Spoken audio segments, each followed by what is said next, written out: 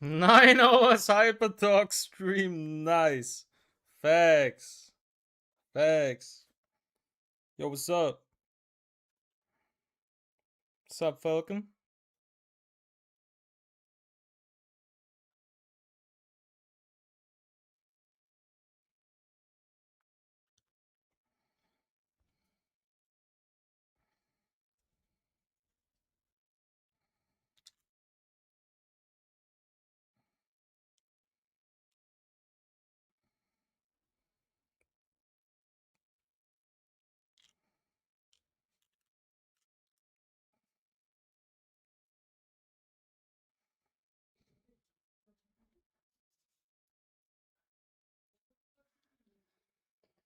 Ah, we are ready to listen to the rants. Maybe, who knows? Guys, I didn't see it yet. I'll be honest.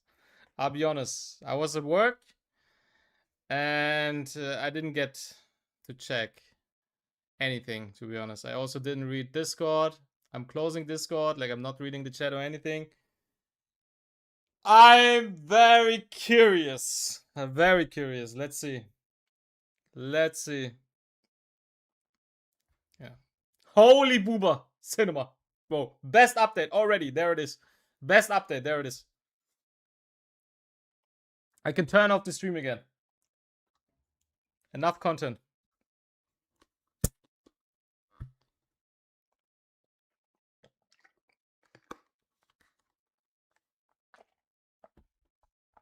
This track is good, by the way.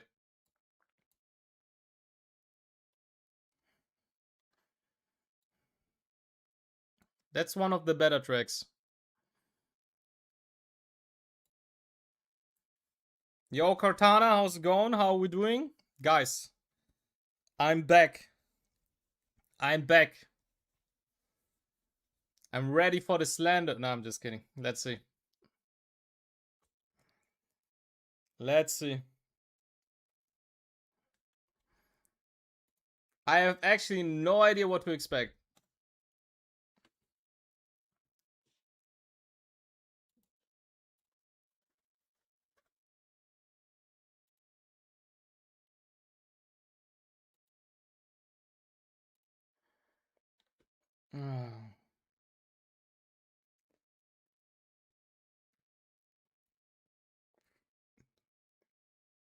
Okay, guys. As always, you guys know me. I'll be honest. No filter. No filter. Yeah, this broken ass units, bro. This broken ass unit need a nerf. She needs a nerf. Alongside Nathan. Shit ain't balanced. Okay, let's jump to the important part.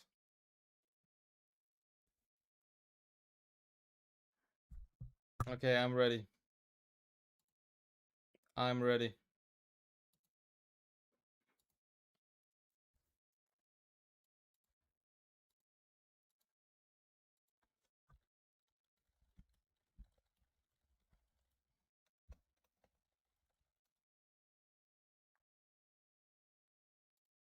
Okay, let's hear it.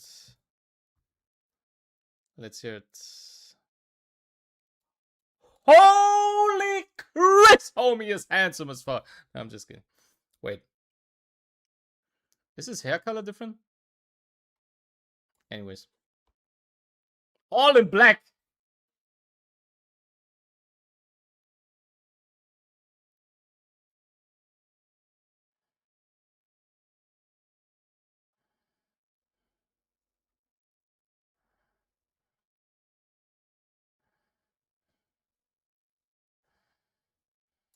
Okay, hold on. Global launch anniversary. 100 million Hydra crystal pool. The fuck? Okay. Global launch anniversary benefits. Pirate plunder anniversary treasure hunt. More events ongoing. Season 6 seasonal reveal. Teaser trailer. Season theme. Rewards. Anniversary celebration. Double drops. Animus reconfiguration. Season sprint server. I will participate again, by the way, if it's like different enough. Catch up, speed up, and new features. Okay, curious. Very curious. New animes. 4 SSR, 1 SR. Okay. Including hyper season. Oh, so we already got the one. What was his name again? I forgot his name. What was the name of the last unit again? I actually never ever tried him. I just fucking maxed him 6-star. That's it. I didn't even give him any litais. I'll be honest. EWS Esports Championship Outfit World Finals. New content, new seasonal modes, auto. Mary's? Okay. New season modes, auto, arena event, new main story chapter. Okay, crazy. Events, optimization, event calendar, Aureus. Ah, okay. I see. Yeah, I do remember. I saw some memes actually with like or yes or no or something like that. Season 6 event calendar, Hyper Colosseum, new rules, check assistant. Okay. Okay.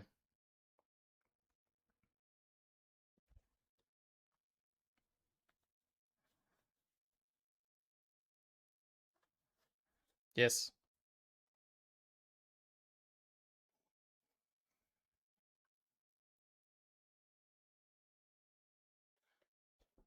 Hold on. Let homie cook. Wait. Share 100 million Hydra crystals. Win great rewards. 20th anniversary event. Claim your share. Ah, it's the fucking pull event, right? Where you like pull cards or something. Yeah, I saw that one. Season check and free kinetic SSR. Okay.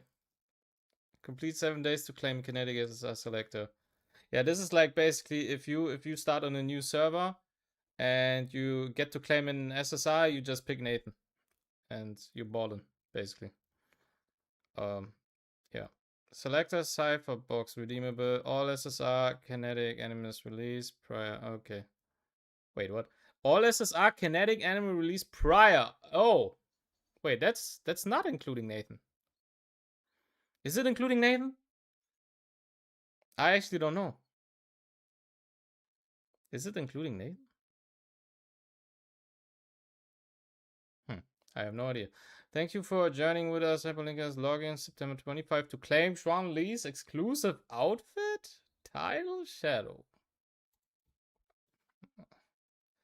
Can we start over? I just came home, bro. You didn't miss anything yet. We are literally like, what is it? 30 seconds in. You're just on time. All good. We're chilling.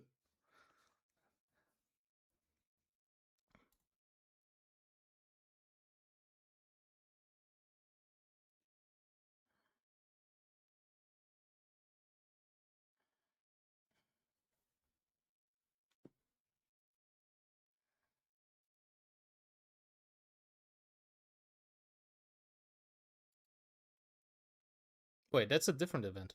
Nah, that's a different event. That's not the browser one, right? Yeah, this is in game. Holy fucking Sabarino, Luna, Bombo Clut, my guy, my goat, my one and only. How are you doing? Damn, appreciate it.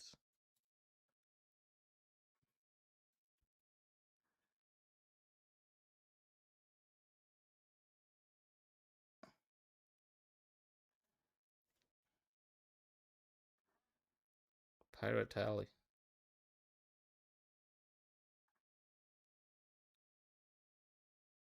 Wait, that's crazy. If collected and claim a random amount of high requests from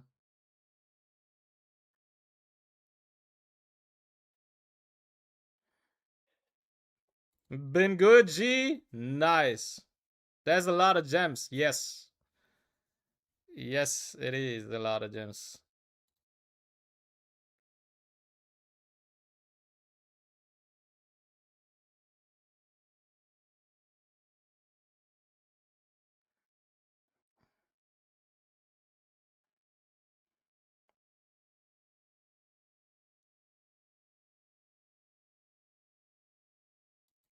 Yeah, this was the what was his name again? Aureus. Yeah. Okay.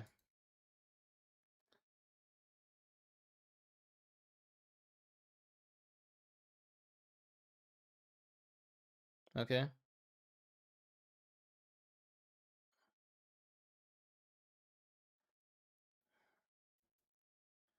Okay.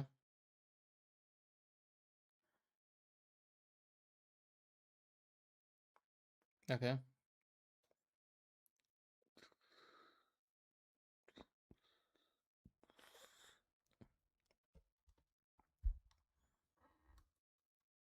Exclusive energy. Okay.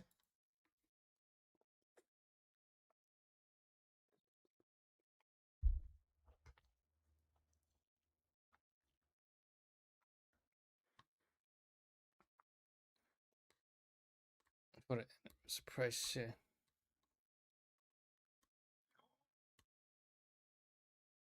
Okay.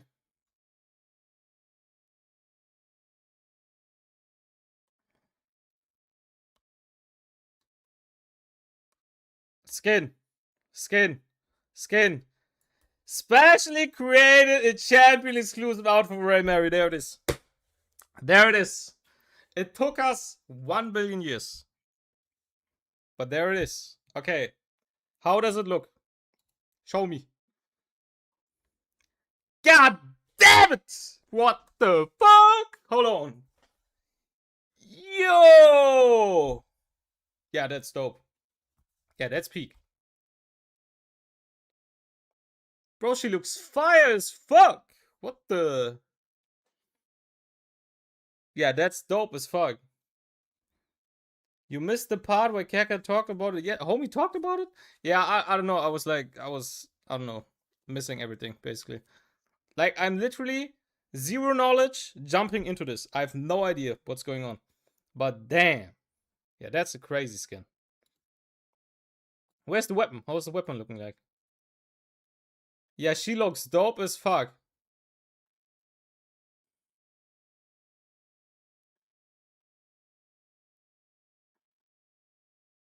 Brand new outfit, allowing her. Yes. Will be added to the game starting. Okay. So how do I get it? How do I get it? Can I spend money? You missed the part where Keka talked about it yesterday in a bad way, though. Keka gave them a shit ton of cool pictures and ideas, but they didn't do anything that he wanted. Damn. Homie got ghosted. God damn. That's crazy. Okay? Yeah, that's not so nice. Damn.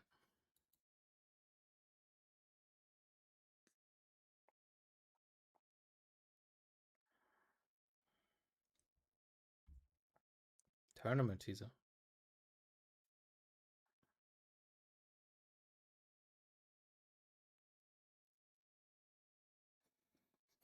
Yeah, bro, I don't need to see that, I'll be honest.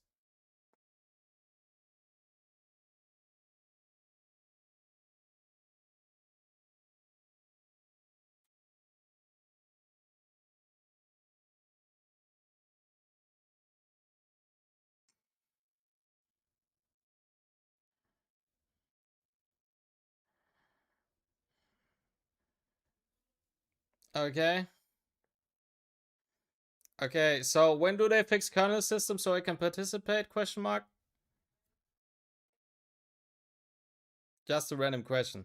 Throwing it out there. Like, I would love to participate, but I'm kind of behind, so can I like catch up and not be behind by 8 speed on every single unit? Is that possible? Question mark? Maybe? I don't know. God damn, abusing the acting font. Never. Okay. Okay. It's not my turn. It's probably US turn because homie dropped 1 million on 10 different accounts on every single server. It's US turn, not my turn.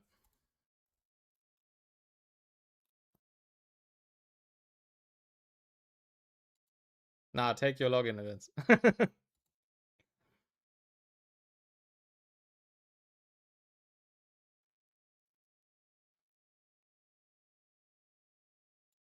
Oh yeah, I saw that one. I saw that one. AI will be participating EWS 2026. Get ready. Yes, sir. Yes, sir. Shit is getting spicy.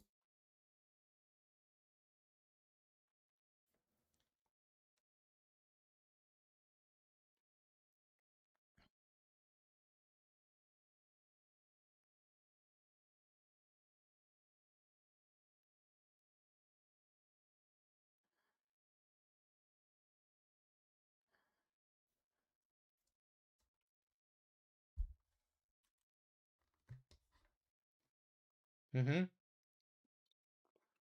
Mm-hmm.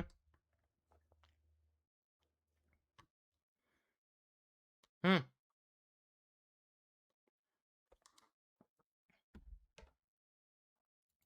The biggest impression, Ariel, completely unbalanced.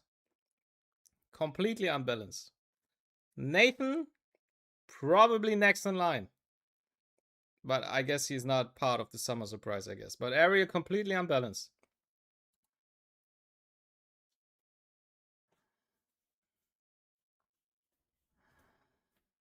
Oh yeah, that skin is hot as fuck, I'll be honest.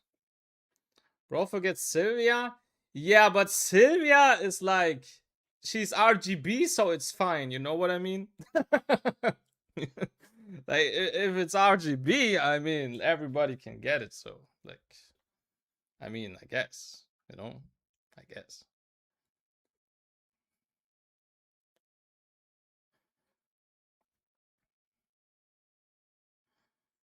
First hyper season, yeah, the one that I absolutely not participated in, like, almost zero. Like, I played till what's it called again? The highest rank, Mythic? Is it Mythic in RTA? I think Mythic, right?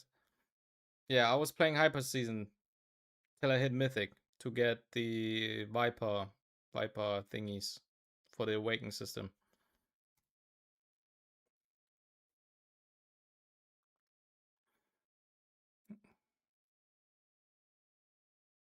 I'll be honest, just as a side note, I'll be real. 2 pre-bans is hard as fuck, bro. That shit is so dope. 2 pre-bans is the best thing that happened to this game for like the last, I don't know, 4 months probably. Two pre-bans is crazy. Literally every single time I went first, I pre-banned Nathan and Kados. And when Ariel was open, I just first picked her.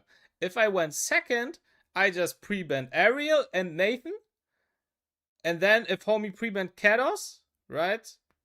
I can just play the game as it should be, right? Which is not completely unbalanced as fuck. So I literally never played against Nathan, never played against Ariel, and my life was good. Like that sheet was peak. It was cinema, absolute cinema. But um, the ban protection slot that was missing was kind of ass. Turns out the game's more fun when the darkest dom units are out. Yes, sir. Absolutely. Like the thing is, in my opinion, band protection, um, it's like two sides of the same coin, right? Two different sides. Like if you have band protect, you have the option to like play one DPS. Technically, you can just put a DPS on band protect, and you can just spam fucking 4 supports, debuffers, whatever, on every other spot. But without band protect, you are basically forced every single game to always pick 2 DPS. And if you want to play turn 1 with push units, you have to always pick 2 opener units, right? 2 push units. Like if you are 2025 Turandot locker, right? You are not able to lock her. So you have to play another opener alongside Turandot if you want to play turn 1 without band protect. But that would mean you have 2 openers which is ass in general, right? So it's like a super big downside for turn one if they don't have ban protect. Like they just cannot lock a fucking opener. So they are forced to pick two openers. And they are forced to pick two DPS, which is kind of giga ass, right? And to be honest, on the other side, I always have to answer with at least two anti-cleave units. Like I always have to not only pick like Valyrian, but I also need to have something like Fia alongside it. Right? Before I was just able to ban protect, throw Valyrian into that spot, and I was like safe against cleave in a way. But yeah. I like in my opinion, I do see the upsides and downsides, but yeah, ban protect would be nice. Two pre-bans, hard as fuck though. Turns out game 4 fun, darkest dumbest units are out. Yeah, absolutely. Like Nathan and Ariel, just pick them both up, throw them in the garbage, and forget about them. There it is.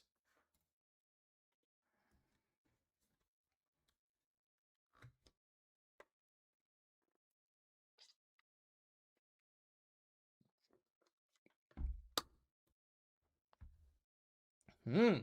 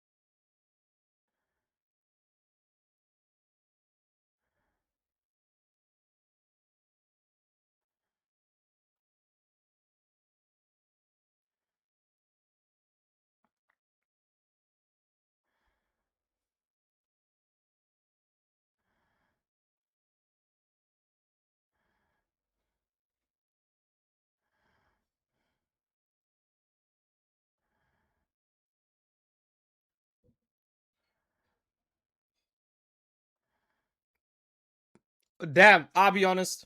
I'm sold. I'm super sold.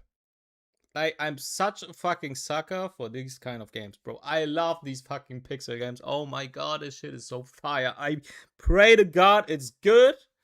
I pray to God is so fucking good that we will keep this game and then we just all forget about RTA and we all forget about everything else and then we only play this game and that's the new Etheria restart.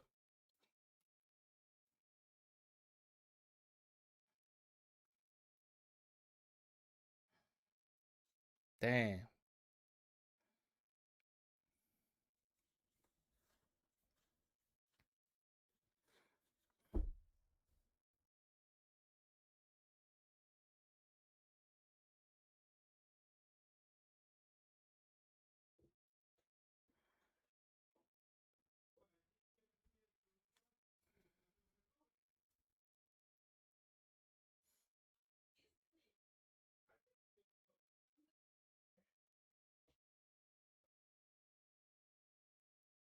He doesn't know? Bro, I have no idea.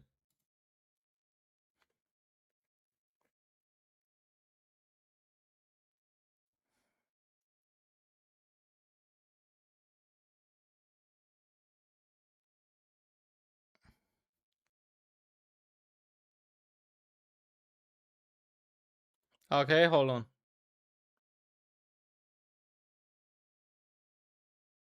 Okay, so this is Ray Mary skin.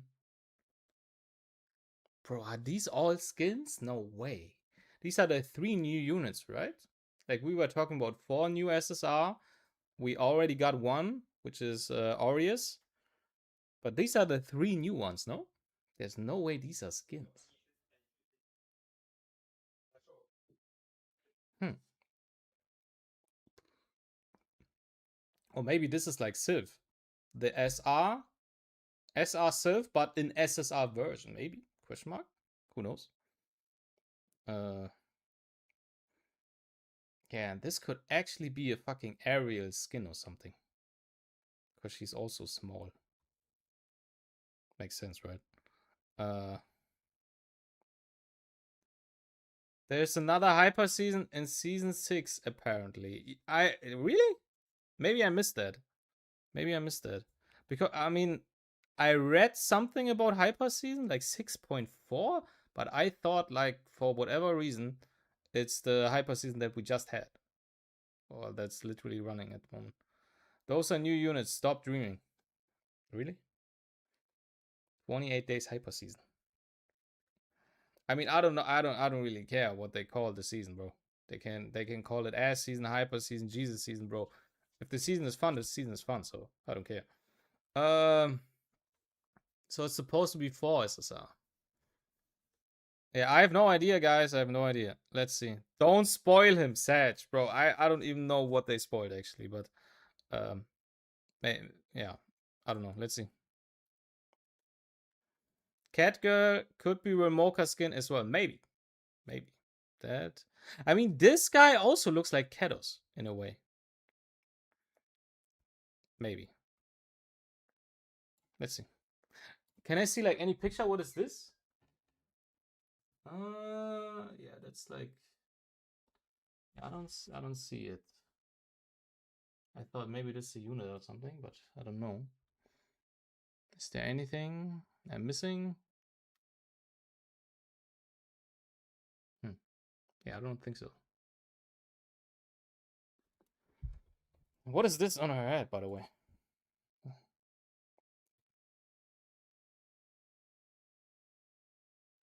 Hold on!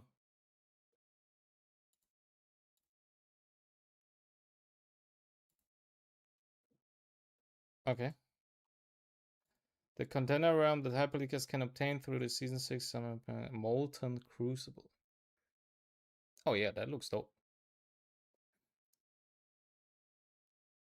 And Dev hasn't played ER in so long you forgot how everything looks. Yeah, I was logging in and yeah, leveling my tech level, basically. And I also did the 3 RTA games for Hyper Season.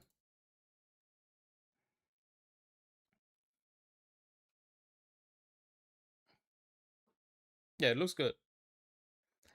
Damn, bro. I'll be honest, the drip looks fire. Like, I love like some real casual ass outfits. Like if they look good. And this reminds me of like somebody, like homie is a fucking farmer, and he's like what's it called? I just forgot the name of that.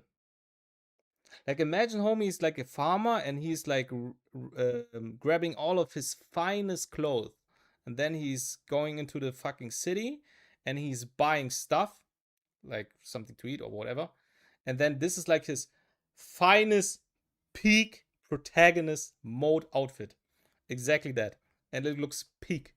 Like this is how I envision a fucking farmer with the best clothes. Like in a way, like a small adventurer. So I do like that outfit. And the glasses also. Mm.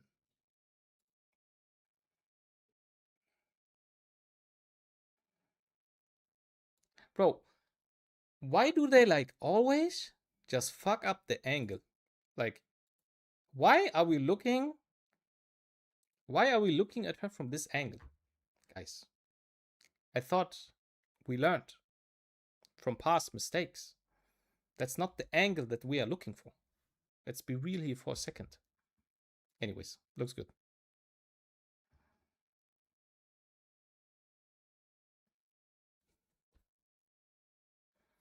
Okay. Okay. Damn. What? Bro, what? Damn, bro. That's a crazy skin. Yeah, that shit is peak as fuck. Holy. Yeah, that's a 10 out of 10. That's a 10 out of 10, bro. Yeah, that's crazy. Now, that's crazy. That's a fucking good looking ass skin. Yeah, that skin is dope. One Altaconio, what is the game called? It looks promising.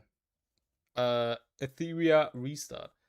Oh my god, yeah. That's a crazy skin. That's fire. That's pure gas. Like, that's a real dope skin. That's 10 out of 10.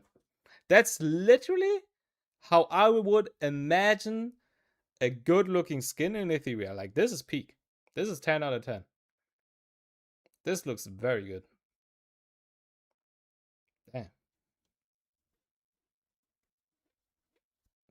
Commercial gaming, bro. I'm looking at content, as you can see. Got his skin to me. Yeah, the skin is dope. The skin is dope. And actually, just as a side note, oh bro, look at her, bro. Oh my god. She's making me feel weird. Is that Freya? That's Freya. What was I trying to say?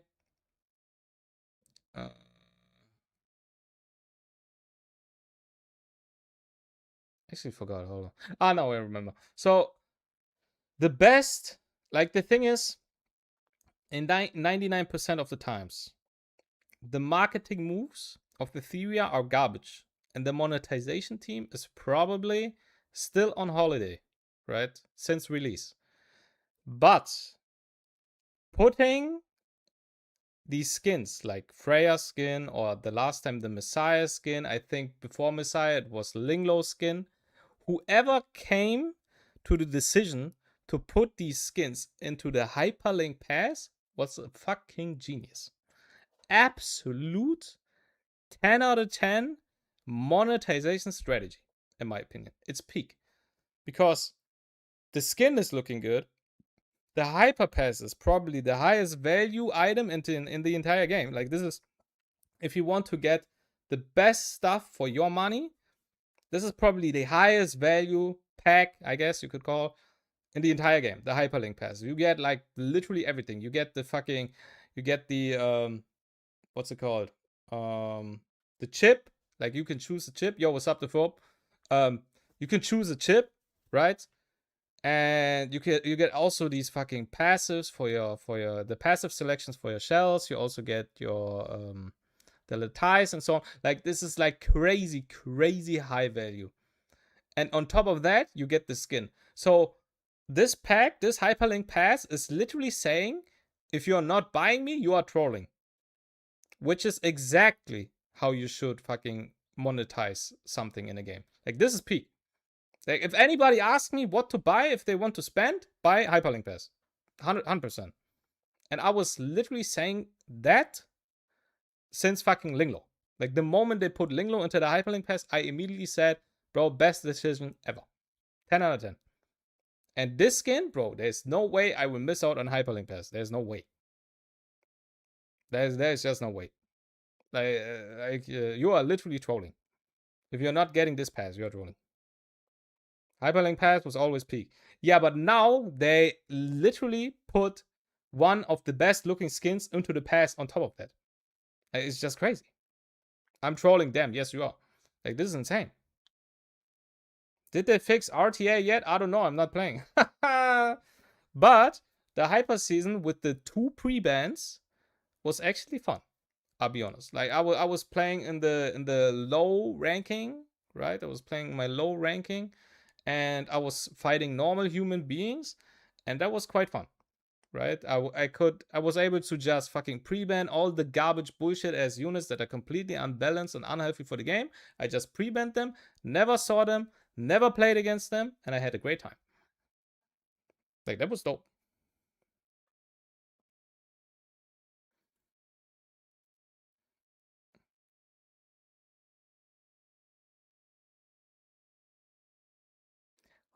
Holy shit. That, what? Luvia.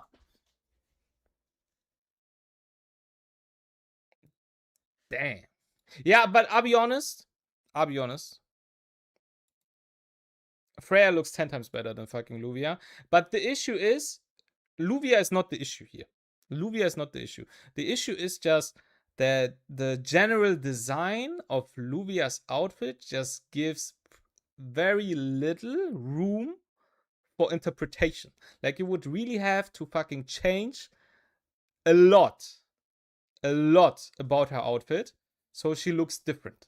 Like, this is like, it's probably not, but it's almost like a recolor in a way, if you know what I mean. Like, it's not a recolor actually, but it's like, okay, so far, I guess. Like, Lingo is 3, better give him LD skin. Couldn't bother watching that shit, but Hypertalk with the Adept yapping on top is never skipped. Yes, sir. What's up, Dev? Adept Luvia skin. Be careful. It's just a recolor. It's the same. Bro, there it is. There it is. You know? There it is. Like, this is just, yeah, I mean, I didn't expect it to be a recolor, but it looks like a recolor. To me, at least. It's like the almost exact same outfit. But yeah, I guess I would write. I mean, at least I thought like maybe this thingy here hanging down from her arm is maybe not part of her original outfit. So yeah, it's a recolor, but looks better. Doesn't matter since she will be perma-banned. Omi doesn't want to. The hair are different. Oh yeah, you are right. No, like this is longer. Maybe you are right. Maybe we have to check. Maybe we'd have to check. The hair is the same? Okay, hold on. Give me a second, guys. Give me a second. It's literally 1-for-1. I have it pulled up right now. Why is my whip baddie having pink hair? Yeah, I mean, that's a good wish. That's a good wish. The hair are different. Am I trolling? Maybe you are trolling. Devs are too busy making the collab units to make new skins. Bro, I mean, we just saw fucking Freya's skin. The Freya skin looks absolutely peak. Like, that's a 10 out of 10 for me. That's a 10 out of 10. Give me a second. Hold on. Let me pull it up.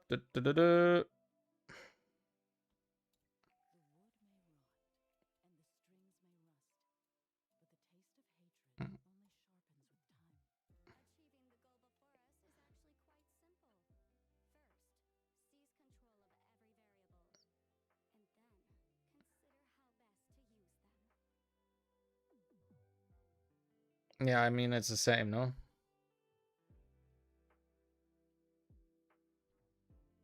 I mean, I guess it's the same. It looks the same.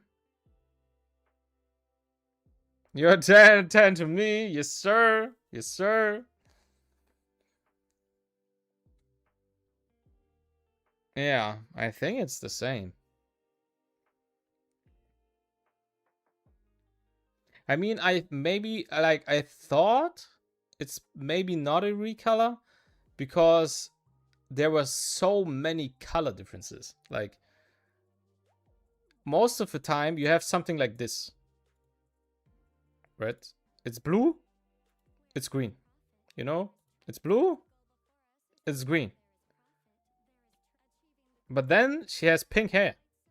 And that completely threw me off. So I was like, okay, so maybe it's not a recolor, but it looks like a recolor.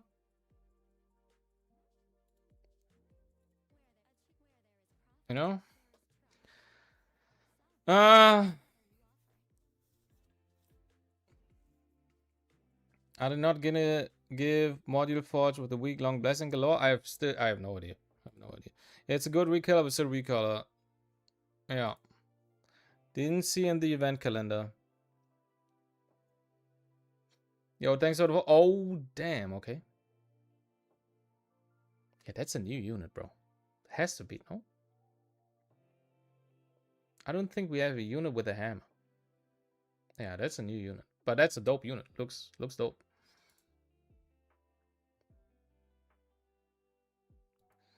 I take all recolors that are black emo versions. Real Mocha. Yeah, but there's no way that's Real Mocha, right? Because Real Mocha is shooting a gun. Yeah, but maybe you are right. Maybe you are right. Because Remoka also like has this fucking hammer thing, which is not a hammer, it's like a donut, right? Yeah. It's the new kinetic. What is this copium? Maybe.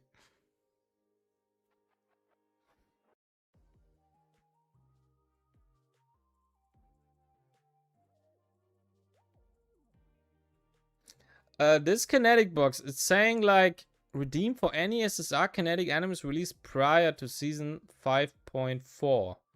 Does that mean that Nathan is missing, or is Nathan in here? I actually don't know. I cannot remember when they released Nathan. Nathan, Kados, Luvia are all in it, but not new girl. Not new girl. Wait. We know, we know the gender of the new kinetic?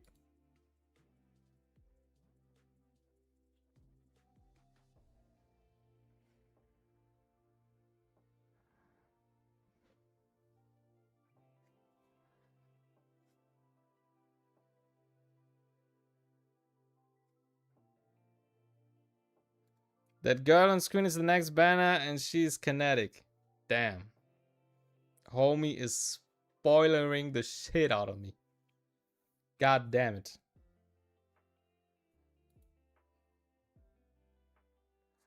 Okay, enemies reconfigure. Yes, sir. Ban him. Ban him. GG. Ban Doom.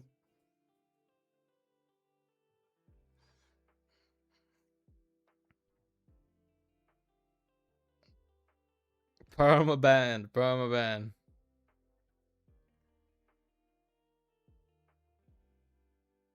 Balance adjustments. Okay. Oh! Nathan aerial nerf.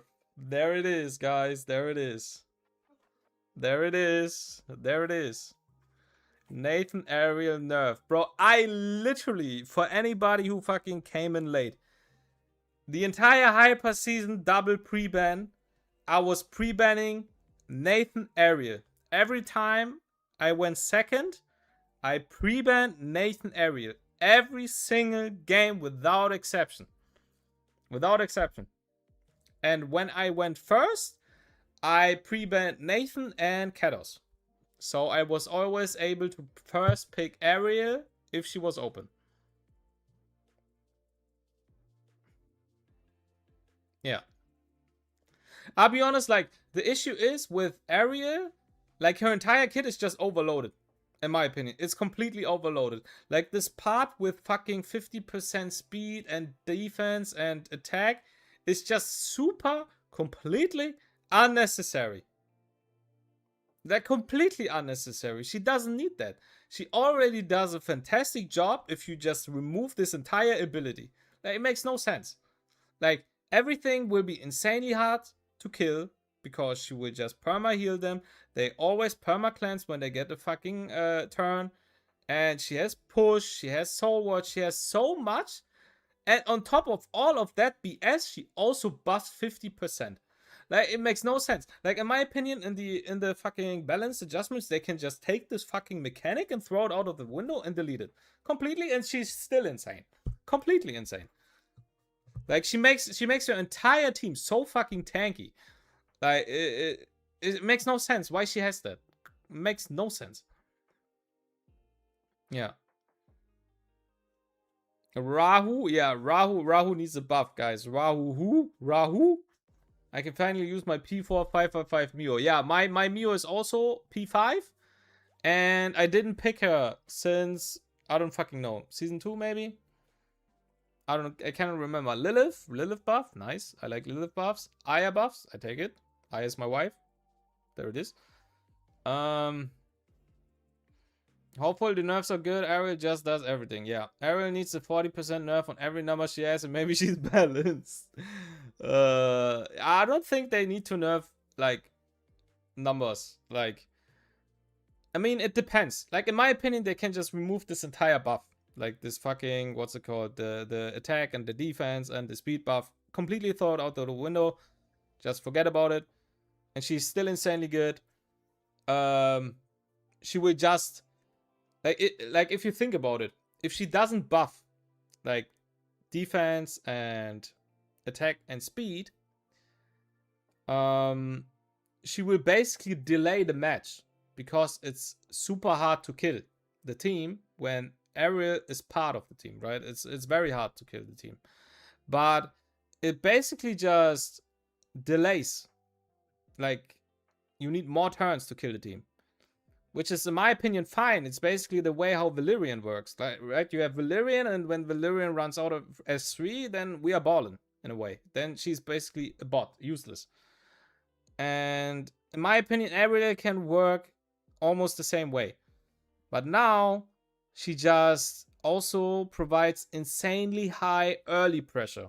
Insanely high early pressure by fucking buffing 1 billion% on everything and giving crit damage buff and preventing death with Soul Ward and pushing everybody. And like, she does so much. And in my opinion, she should either provide early pressure or late game pressure, right? But not do everything. Like, she's just a combination of fucking Fucho with like Plume in a sense with her push, and then on top of that she has the craziest buffs in the game because it stacks in a way, right? It's not the same buff as attack buff or defense buff, so it's like another buff, but it does the same. Like, she does way too much. She does way too much. It makes no sense. It makes no sense. Just remove her cleanse, please. I don't think that the cleanse is the issue. I don't think the cleanse is the issue. The cleanse is good, but it's not the issue. Right? Like, it's the same way as saying Doki Doki's cleanse is so insane. But if you think about it, if the units have torpor and they never get the turn and they get pushback, they just never cleanse. Right? It's just that at the moment, it doesn't really matter. Because nobody really is playing Diddy. Because everything else seems so fucking broken. Around Mega Buff make this man giga busted. He deserves all the love. Homie is a fucking casino. Slot machine gaming. They didn't say they fixed Rao's follow-up raid, by the way, so if he's meta, get ready for dog meta. Finally, Mio, she has been shelved for like 2 seasons and she's fully built. I don't like to reset LDs. Yeah, the thing is about Mio is like S3 in the vacuum is just completely insane. Like what S3 does. At least it was insane. Right? A fucking pushback into turn meter steal in a sense. Like you're stealing turn meter, right? And give your team turn meter. So she pushbacks, pushes her team, and buffs speed, and all in one ability. Which technically in a vacuum is crazy. But now it's just completely underperforming because everything is a single hit in her kit. And a single hit for a debuff unit is absolutely pathetic. Like, it's super dog shit. Super bad. Like, in my opinion, they need to give Mio, like, multi-hits. She needs a multi-hit on S2. She needs a multi-hit on S3. And she's already way better. She's way better. Like, in my opinion, like, even if I think about it, like, if everything is a multi-hit, and then maybe we will, like, turn a little bit on the numbers, right? Higher chance or something, then she's probably the best CC unit in the game.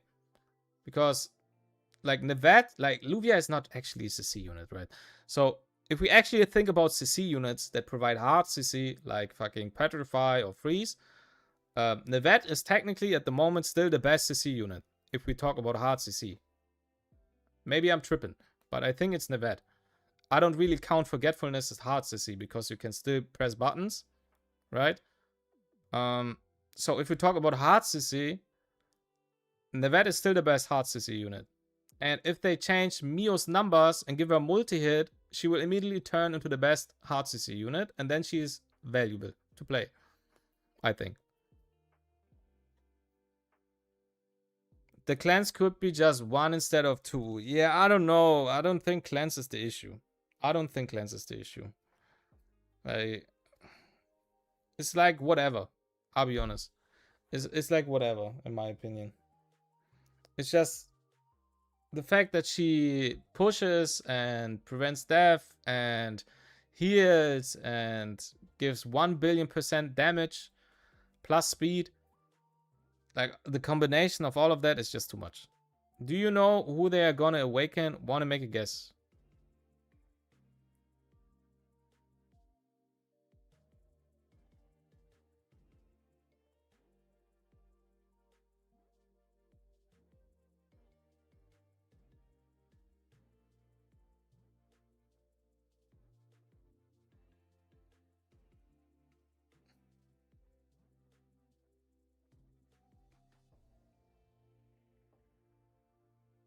They're gonna awaken Oboro. There it is. Bleed new meta. Bleed is coming. No, it's not really coming back because it was never fucking doing anything. But surely awaken Oboro and then Bleed is insane. Honestly, Viper is pretty damn good for CC right now. Yeah, I saw Viper. I don't know who I was watching, but I saw him in play, and homie is kind of annoying. That's true. They say Mio has another way to trigger freeze now. Maybe she gets a broken passive. Yeah, maybe. I don't know. Like, I think, in my opinion, Mio needs multi-hit. I think Mio needs multi-hit. Like, a debuff unit in 2026 that doesn't multi-hit is just completely useless. Let the man watch. No need to spoiler. Okay, let's see.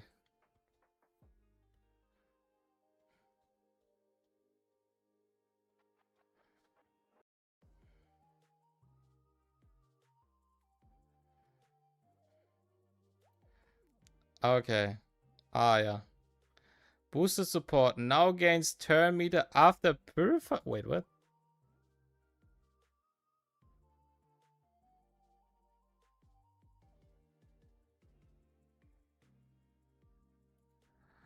Wait, team. Wait, I didn't see anything. Boosted support now gains turn meter plus after. Who gets turn meter plus? She? How is she getting turn meter plus if she cleanses the moment she gets a turn? So she is pushing the units that she cleanses. When she cleanses debuffs, your team gains turn meter, I think. Probably give turn meter when she cleanses the debuff. No allies. I mean, she cleanses when she gets a turn. So it wouldn't make sense that she gets turn meter when she cleanses. So she will basically push her team when she cleanses.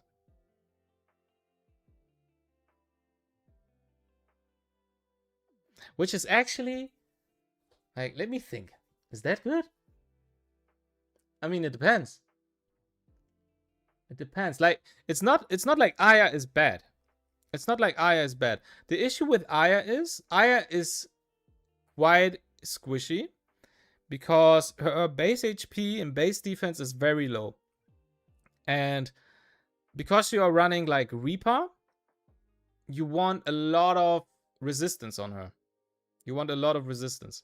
So you can basically resist the debuff, then she pushes ahead, and then she can cleanse, right? So the issue with Aya is like her base stats, because she basically dies very fast. But she is in a niche where you only pick her when you are fighting a lot of debuffs. So, I mean, I guess, but is it that good? I mean, maybe it is. It depends. It depends how much she pushes when she cleanses. I think kind of nice just doesn't change when you pick her much, in my opinion. Yeah. Now you don't need to click S3 for push the allies if they have debuff. Honestly, it won't matter. She either won't cleanse enough debuffs or can't cleanse Sharon debuff. I guess they made it so it's like she has Harmonizer.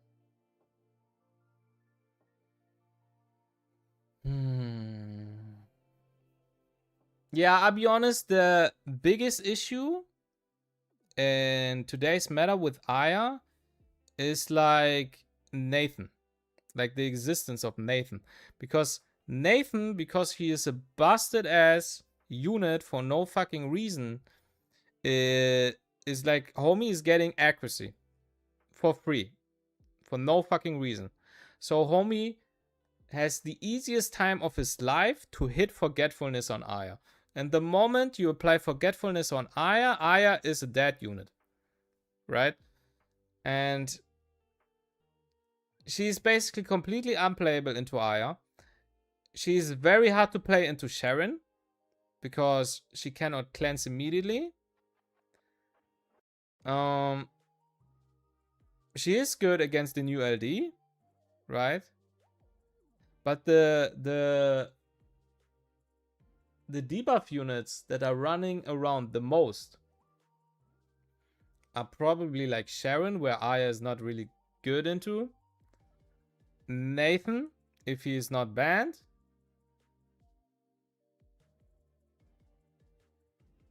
Maybe, Pia, I guess, or what her name was, I actually forgot. But you don't only pick Aya into Pia. She's good into Plume, but because Aya is so squishy, she actually can get one shot. Like if Plume can S3 and Aya will not immediately cut after Plume S3, you literally can, like, Aya can literally get one shot because she's so fucking squishy. Like a defense stone plus fucking curse quill is enough to fucking one tap an Aya.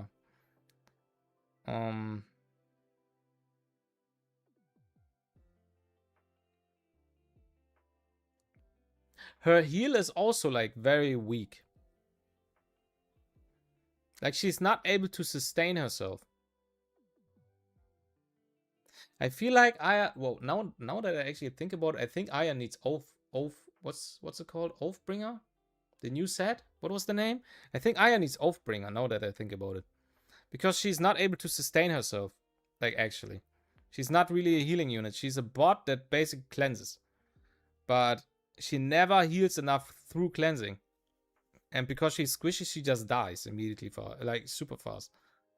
I do think boosted support means more than 2 debuffs. Doesn't really change the place in the meta. Yeah, I don't know. I don't know if that changes anything. It depends on how much turn meter pushes, but you will still pick Aya only into debuffs.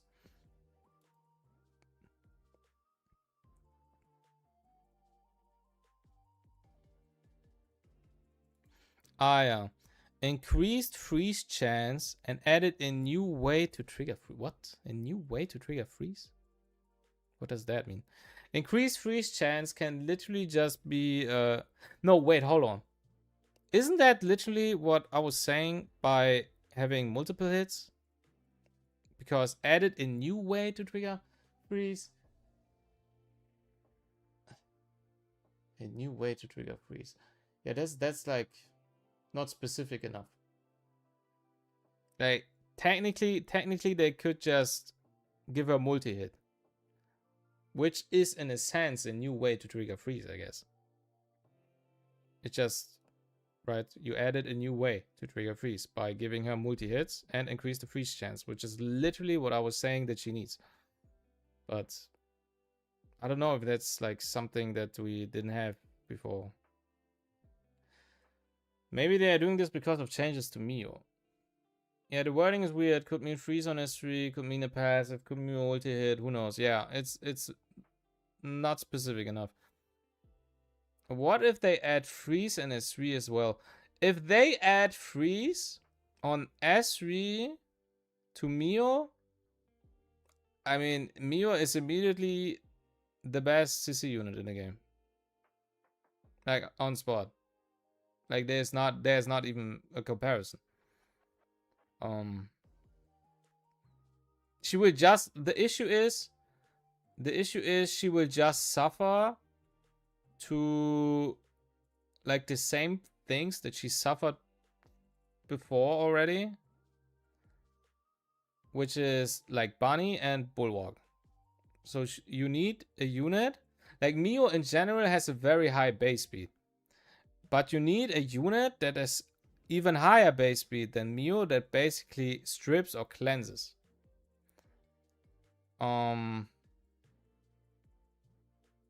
And Sylvia has a very high, very low base speed. So even though Sylvia is the best opener in the game, because the fact that she has low base speed, it's kind of bad. Yeah, I don't really think Mio will be run as an opener anymore. Yeah, it's just too risky. It's just too risky. Like, if you run into Bunny and Bulwark, she cannot play the game at all. Like, it doesn't matter what you press, you're not doing anything. Right? And especially against something like Kachi. Right?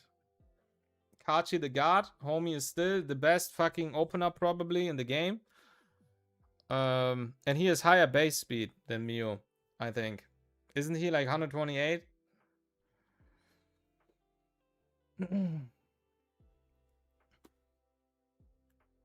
Bunny girl skin where?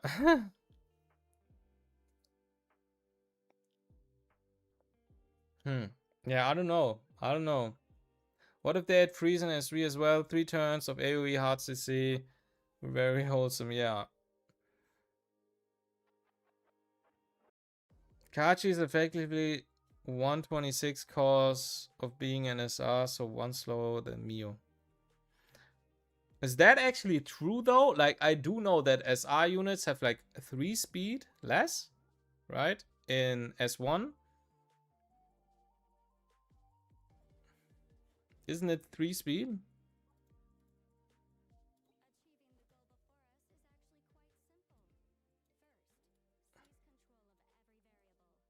Like, if I, for example, look for... Where is she? Mio. Mio has 120... Wait, what? 123? Am I dumb? Wait.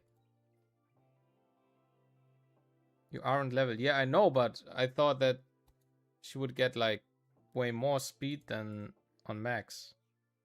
141? 126, there it is. Bro, I was fucking confused for no reason. Yeah, so she's 126 base and 15 plus. Kachi, however, where is he? Awaken.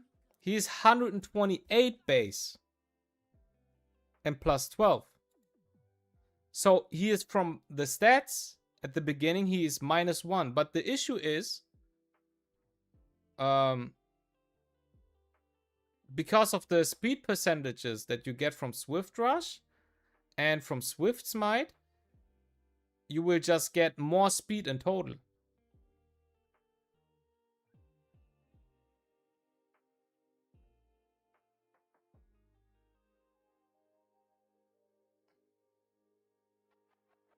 So it equals out. Okay.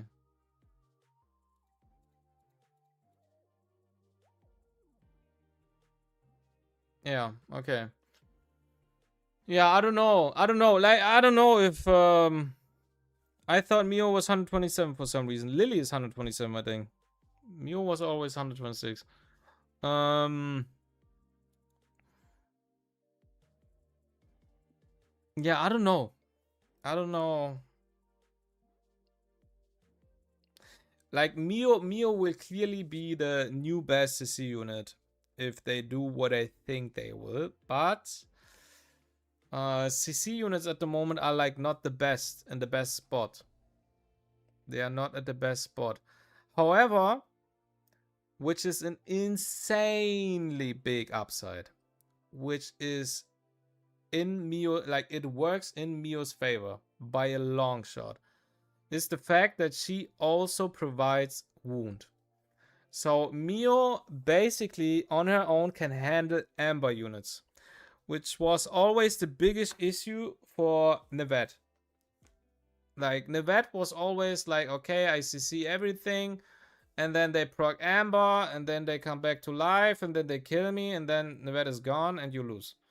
Mio has like even more CC than Nevet after this update, and she has wound, so she can handle amber. Best CC unit right now is Kados for me. Yeah, but Kados is not actually a CC. Like, I'm talking about hard CC. Kados is not hard CCing, he's just preventing you from playing.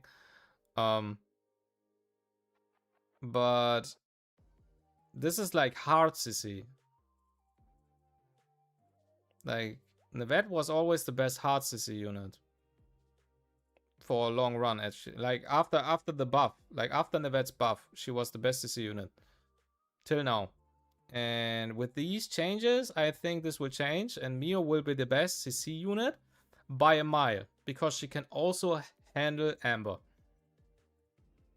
Right? And because we also fell out of fucking Valyrian meta.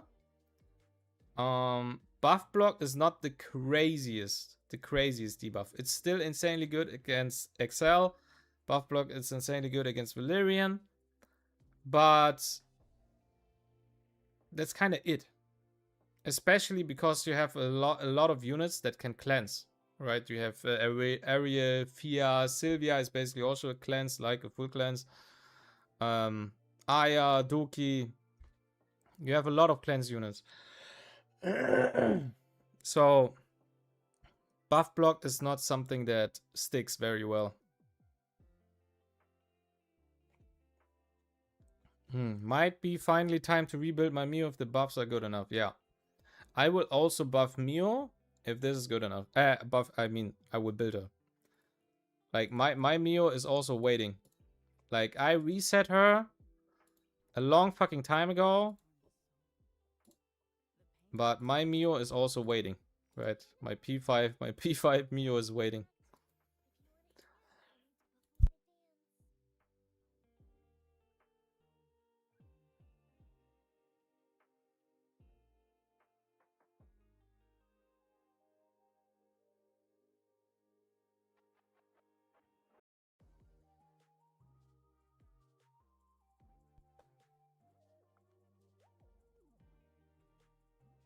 A buffed Graceful Mischief, Stronger Control, and added a turn meter plus effect.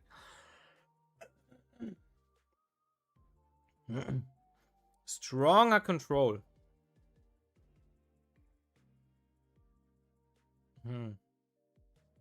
A turn meter plus effect.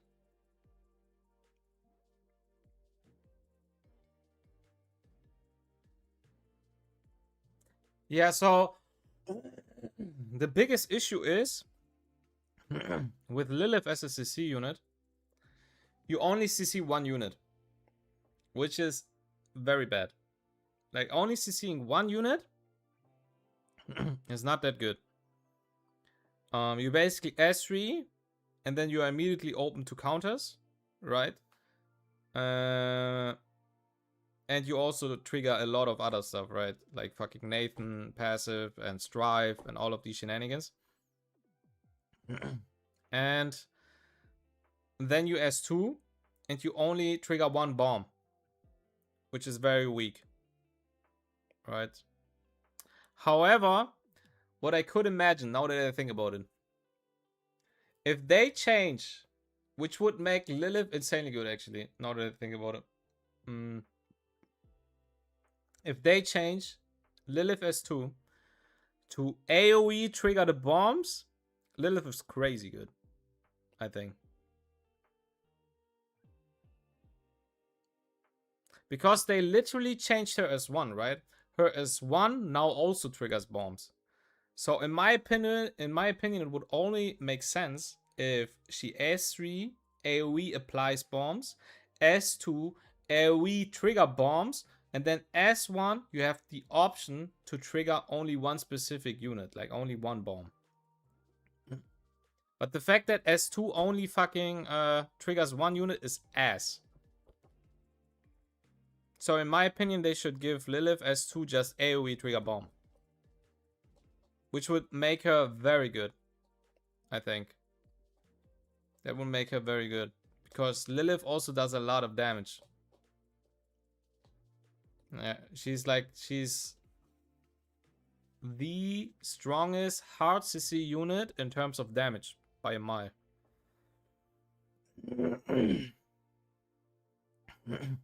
I actually don't own Lilith. Yeah, Lilith was insanely good back then. Like, the good old double Demon Child combo where you like I was playing a lot of Demon Child combos, which means I pick Mio and Lilith on 4-5. And Lilith and Mio on 4-5 is absolutely nasty as fuck. Or it was nasty as fuck. Over Nevet 2? Yeah, I think so. I think so. Lilith does more damage than Nevet, yeah. Because Lilith does max health HP damage, right? Max health damage. Sam was my favorite combo. Yeah, I was also enjoying that. Lilith, like the thing is about Lilith, you can also play her on crit, which was like, that's literally what I was doing with her. I played her on 85% crit, and every time I fought something like Tiamat, I literally almost 100-0 Tiamat. I S3, S2, boom, Tia almost dead.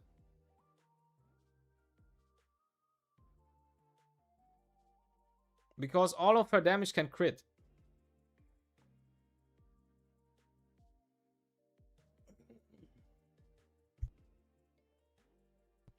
You had speed up and speed down.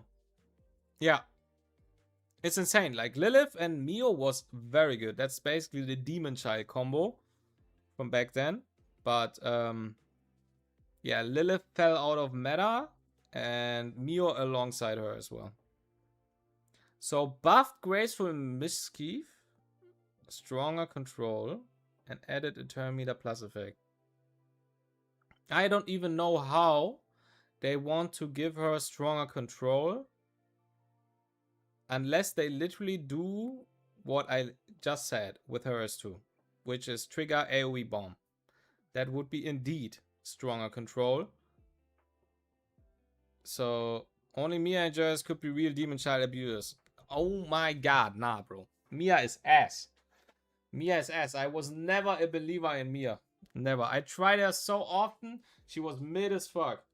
I don't know. She was mid. She has way too low base speed. She has like so low base speed. It makes no sense. Mia meta was fun for like 3 weeks. Yeah, kind of. I think they are going to make it a 2-turn stun. I mean, technically it is a 2-turn stun. Technically. Because if one of them has a bomb, right, on their head, they get a turn. They are not actually getting their turn because the bomb explodes, right? And then they are stunned for another turn. You know what I mean? Like, it's technically already a 2-turn stun. Like, they get the turn. They do not anything because they just get fucking stunned from the bomb. And then they are stunned for another turn. Like, I don't really know how exactly it works, actually. But this is already a fucking long-ass stun. And in my opinion, if you ever fought the Demon Child combo back then, you know exactly how unbelievably unplayable it was when you were stunned and then Lilith cycled enough through her cooldowns to press S3 bomb again. At that moment, you knew you were fucked. Like, it was over. There's just no way you play the game at this point. Like, you are stunned already. You already have another bomb on your head. It's cooked, bro. You can just leave the game. So, in my opinion, they have to, like, give her S2 AoE trigger bomb. Yeah. And added a turn meter plus effect. The only thing, like, I don't even know if that's good. A turn meter plus effect, like, the only ability where turn meter plus is good is her S2. Like, the S2 is the only ability where it makes sense to give turn meter plus. The only ability. S3 makes no sense because she gets a fucking turn, right? She gets an extra turn. Why does she need turn meter?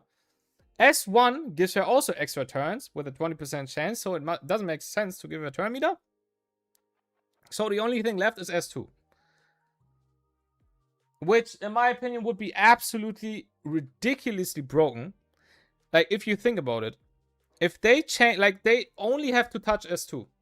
Like, if they change her S2 to AoE bomb trigger, which is the stronger control part. Then they give turn meter on her S2. So if she, like, for every unit that you blow up with bomb, you get 15% turn meter or something, which would be crazy. She would have, like, almost immediately another turn. Like, she would be at 60% turn meter, which would be crazy.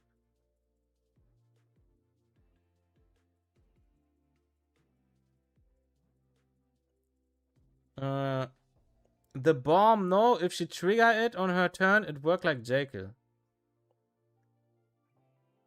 Yeah, she gets like the additional push. But the issue is, like, Jekyll Guard was like the best shell, but it's technically Jekyll Guard was counterintuitive for her. Because you S3 with her, Jekyll Guard procs, but you don't get anything from the push part. Because she gets a fucking turn. She gets a turn from S3, so the push does nothing. The good part from Jekyll was always like the damage and the speed buff for her. Right? But even the speed buff was kind of running out because she was just cycling through turns so fast. So technically, Jekyll Guard, value-wise, is not the best shell on something like Lilith, technically. But yeah. So like I said, the stronger control part is like S2 can AoE trigger, and added a turn meter is like for every bomb you explode with S2, you get 15% turn meter or something. And then you have buff graceful misgive, which is like the bomb in itself. You can just change the numbers a little bit, make it a higher chance, I guess, or more damage, I guess. And then we ballin'. Then Lilith is insane. Then I would build Lilith again. If they would do that, I build Lilith again.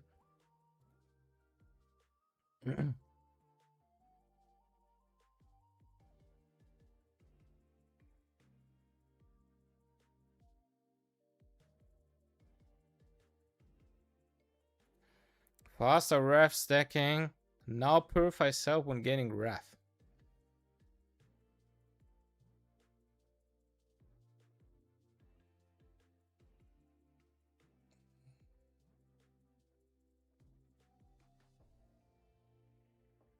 I mean,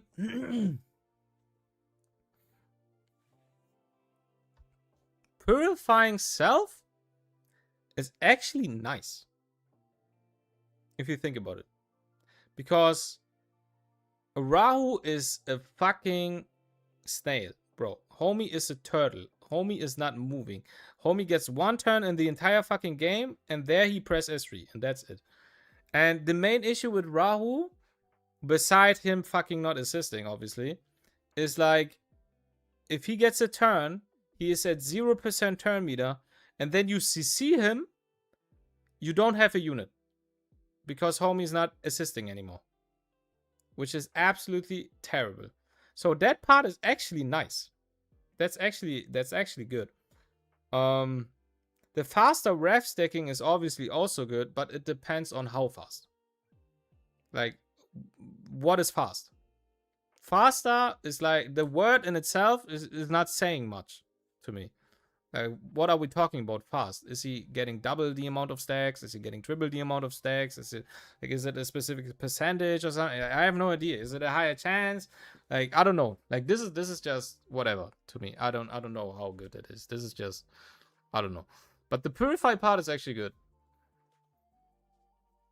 Kinda makes him insane. Yeah, if he assists. But yeah, the purify part is very good.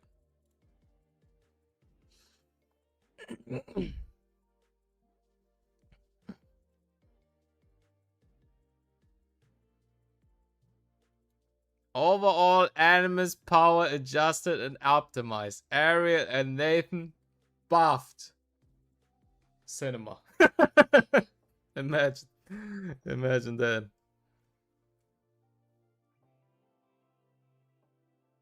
I think we forgot how much damage Rao does, especially against Swift units. Of course, if he is his XD design. Yeah.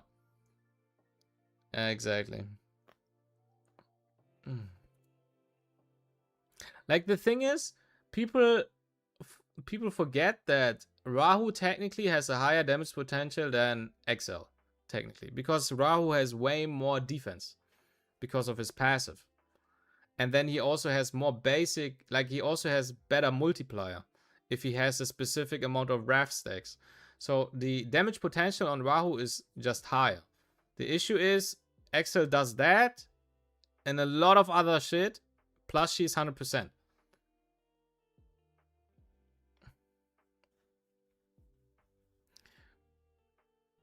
You also just run him full damage instead of speed 2. Yeah, basically. Like back then, Rahu was actually quite good in turn 1 because you had him as a fucking glass cannon and then you had your opener units. And if homie assisted, you just immediately one-tap the unit in turn 1. In turn 1 gaming, you were just able to fucking, I don't know, like Senyu, go S3, something almost dies, Rahu follow up, like assist, dead, you know? So it wasn't too bad. They both have been amazing. That's an understatement. They have been ridiculously overpowered to the degree of completely making no sense. Like this is an understatement. Amazing is not the right word. Amazing is something like Lowen. Lowen is amazing.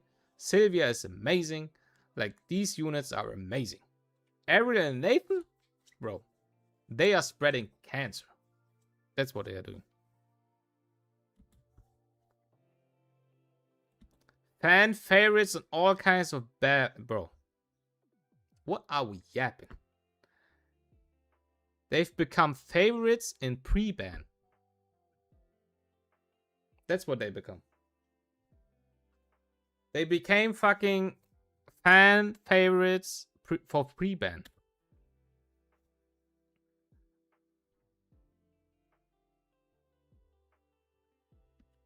Yeah, and I hopefully, oh my god, bro. Like, I know exactly what I would do with Ariel, but I actually don't really know what I would do with Nathan. I think, like, I don't know. I think Nathan, like, they should cut, in my opinion, they should cut the accuracy part completely. Completely out of the fucking passive. It makes no sense why homie gets accuracy for no fucking reason. It's fucking disgusting. I hate it.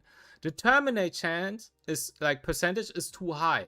Literally on his launch, I said, like, 30% is max. Right? I think it was 30% what I said. Is max. And they gave him 35. Which makes no sense. Like, that's also just way too high. And in my opinion, they should remove the 20% base part. With that also makes no sense to me. Like 20% base, like do these 3 things. Remove the 20%, decrease the termination, the percentage, the threshold, and the accuracy part. Right? These 3 things. Yeah. More I play, more I think Ariel is way worse than Nathan. Obviously she is. 1 billion%. 1 billion% she's worse. I can play against Nathan, but he's RNG because of passive. Yeah, just get rid of the 20% from passive. Yeah, I see Ariel. I just ban her. Yeah, it's not close in my opinion. Yeah, those 2 homies practically live in pre-ban slots. Yeah, bro, I just never see them in Hyper season, which is also why I had a lot of fun actually playing Hyper season, because I never had to play against them. That was quite a good time. I was missing ban protect, but 2 pre-bans was fire. Areas in our own tier, not close. I just want the 20% gone. At least I don't care about other stuff, to be honest. Yeah, Ariel just needs the start of game effect goes. Nah, then she nah, I think the what's it called? The start of the game effect is necessary because it's like the same way for Valerian. Like, imagine Valerian would not start S3, right? If Valerian doesn't start S3, you can just throw her in the garbage. Like, she's completely useless dog shit. Unplayable. The same as Ariel, because if Ariel doesn't get a turn, she's not doing anything. Right? So I think they should keep that part. But the buffs are just too much, in my opinion. Like the speed buff and like it makes no sense. It makes no sense. Like, she's not... She is the strongest sustain unit in the game, but on top of being the strongest sustain, she's also the best buff unit in the game, which makes no sense. It's just completely dumb. It's completely dumb.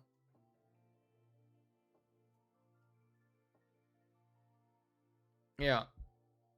But like I said, Aria just remove her fucking buffs and everything, right? All of these speed buff, attack buff, defense buff, gone.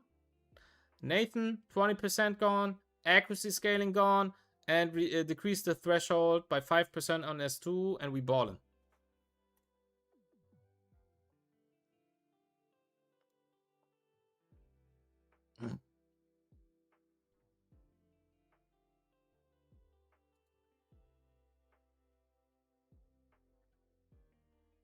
Bro, did I miss something?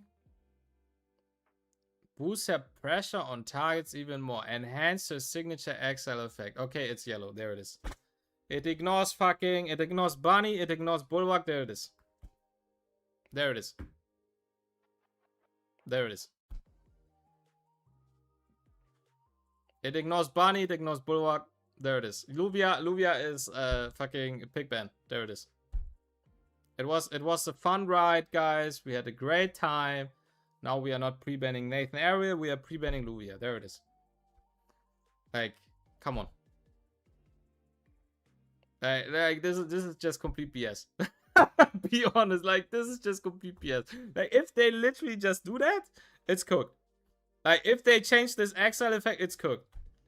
Like that was like literally the only the only fucking counterplay against Luvia was having Bunny. Okay, maybe Void from Law of Silence, Lilium, I guess, because you cannot debuff her, and like Bulwark. So Bunny, Bulwark, Law, and Lilium. Right? Like these were the fucking best answers to Luvia. Which was completely fine in my opinion. Because you were still able to pick Luvia into units where you know they don't have Bulwark.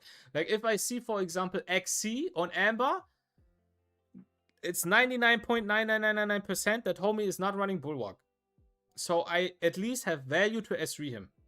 If I see Acel on Beta, I'm 99.99999% sure that homie has no Bulwark. Right? So I can pick Luvia. But if Exile now, for whatever fucking reason, ignores Bulwark and Bunny, it's terminal. It's cooked. Like, you just pick her every single game. I was sure that would have been your reaction. Okay, I see. 400 speed Luvia every game W. Yes. I don't understand Luvia getting a buff. Like, if they actually buff her in the way I think at the moment, like, it's terminal. It's completely ridiculous. Because then she's even better than the E7. The E7 Luvia. Like, before, it was like a back and forth. Where Luvia had the upsides and downsides, and the E7 Luvia had upsides and downsides, right? Because the E7 Luvia ignores everything, but she will always exile only the unit in the front. Luvia was able, on the counter side, to choose whatever unit you want to exile, but she gets countered by Bulwark and Bunny. Right? So you had advantage and disadvantage. If Luvia now ignores Bulwark and Bunny, she's just the best fucking unit in the entire game. Because she can just press on whatever unit she... Yeah, like, if you don't want to face any unit, you press a button and the unit is gone. Which makes no sense. Like, there's no counterplay. If that's actually what they are doing here. Because it's saying enhance her signature exile effect. Like, the only... Like, what do you do about the exile effect? You're not extending it by another turn. Like, what? Who cares? I don't know. If it's a gold debuff, also ignores Lilium, Valyrian too. Yeah, exactly. See, like, if it's actually a yellow debuff, it will ignore every single counter, like the counterplay against her. She will ignore everything. She has 4 counterplays. She will ignore everything.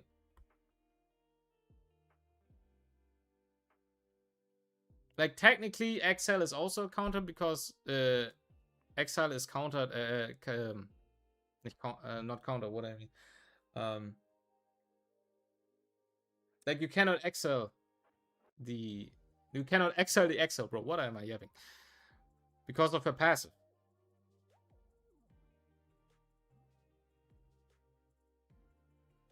Could maybe give it strip into exile, so it counters bulwark, but not body CC immunity stuff, but still not needed. Yeah, but it's specifically saying enhance her signature exile effect. It's not saying enhance her S3. It's specifically saying her signature exile effect. So I'm literally, like, what that is telling me is they are changing something about this part here. About this. This is what they are changing this here. So what do you actually want to change here? Like, they are enhancing this. What can they enhance here? And the first thing that comes to my mind is turning this yellow. Right?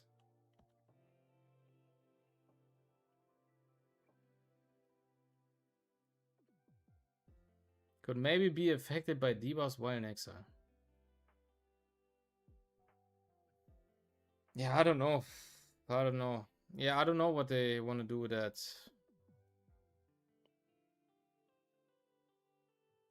Just load the target before exile sounds bad enough. Yeah. Just coping. Homies, just coping. Could maybe be affected by debuffs while in exile. Can they add a speed minus? I don't know. Maybe you can attack the exile unit. Yeah, that would be dumb, no? No matter what they do, it's dumb anyways. Lugia is already so good, yeah. Can get damage, but reduced. I pick in like 70% of my game this format, yeah. Yeah, I don't know. Makes no sense.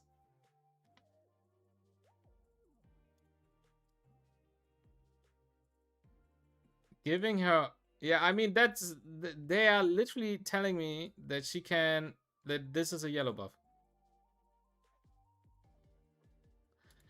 Giving her more options when locking down enemies. So, more options to target. No?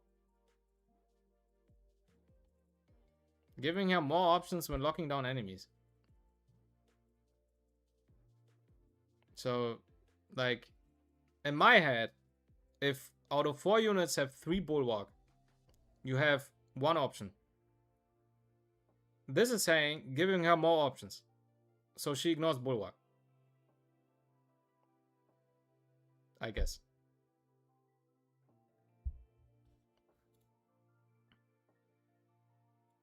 And launching follow-up attacks. What does that mean?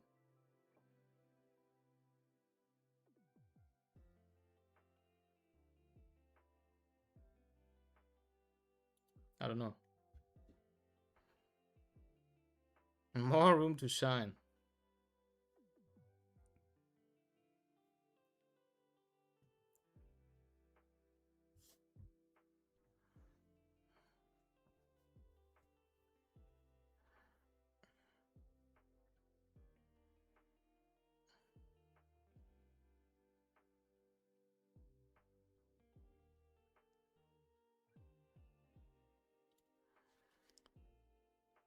I am curious, and I would be down to play on another sprint server. Even though I participated in the last one, I also hit level 100 and so on. But it hardly depends on how the catch-up mechanics are. If the catch-up mechanics are good, I'm interested. If they are not, I don't care.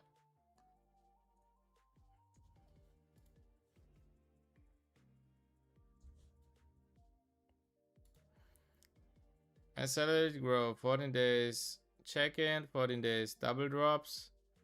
This is the same. Hyper rank and level up rewards up to level 100 with massive growth. I mean, it's the same. Complete trials to earn training points. Hyper camp, that's the same. Summit arena new player protection. Protection active. Players on a level 100 or diamond rank won't be matched with. That's also the same. And this is absolutely cooked. This makes no sense. This part makes no sense. Like you hit level 100 so fast and you hit diamond so fast, It makes no sense why somebody who plays the game for a month should be able to queue into Keka or UA. Like, it makes no sense. Like, there's no competitiveness, there's no fun. It makes no sense.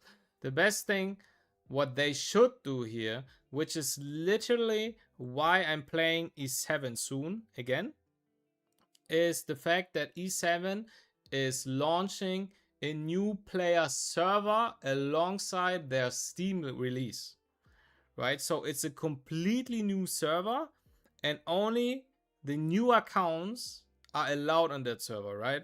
So you are basically on the same level. I'm not fucking forced to play against 8-year-old accounts, which is like super peak. I'm very hype and I'm down to try it.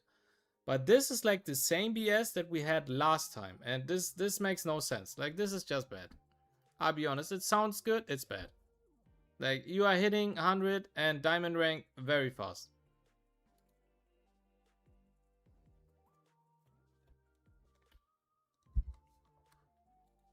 Module sets, if it's the same, it's BS, it's not doing anything. They also have, yeah, I gave so much feedback on the entire fucking new player experience, bro. I already saved this game fucking 10 times on my own, like, with all the feedback that I provided, bro. This is like, if they didn't apply anything at this point, bro, I just don't care. I'll be honest. Like they also don't need any more feedback, guys. If they ask for feedback, don't give feedback, because they have feedback for a year. Like, if they want feedback, they can look fucking months, like half a year back, look at the fucking threads that we made in Discord. There is the feedback. Work on that. Like, it's the same issues for the same fucking shit, same fucking, like, I don't know, bro.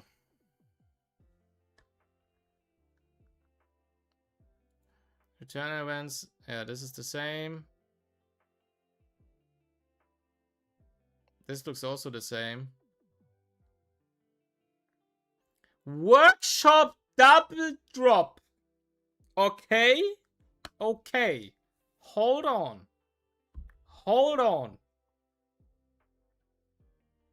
Pause. Workshop double drop. Somebody is listening to me. Not completely, but listening. An exclusive 7-day double boost for returners to help hyperlinkers grow faster. Season 6 introduces a new workshop production boost. During the event, the Fusion Workshop and all 4 material workshops gain an extra 100% production capacity. Fusion Workshop? Hold on.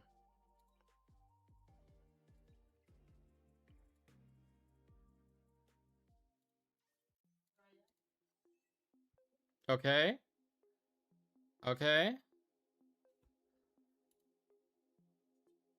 During the event, the Fusion Workshop and all 4 material workshops gain an extra.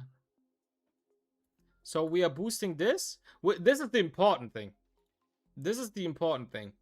Like, you have to boost this, because this is literally the fucking, this is the machine or workshop or whatever that is producing the material, the blue stuff.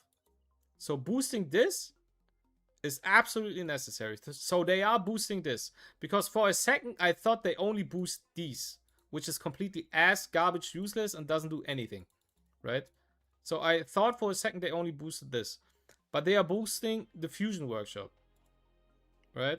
During the event, the Fusion Workshop and all 4 material workshops gain extra 100% production capacity. Okay, so this is good. Issue is exclusive 7-day double boost. 7 days is not enough. 7 days is not enough. Like, this is like, you get double the amount. So that means you get a week for free. Like, somebody who gets a specific amount of blue resources in 2 weeks, right? You are able to get it in 1 week. So it's like 1 week shorter. So 7 days is just not enough. But it's a very slow step into the right direction. Also, it's only for the welcome back. stuff. It's not for new server.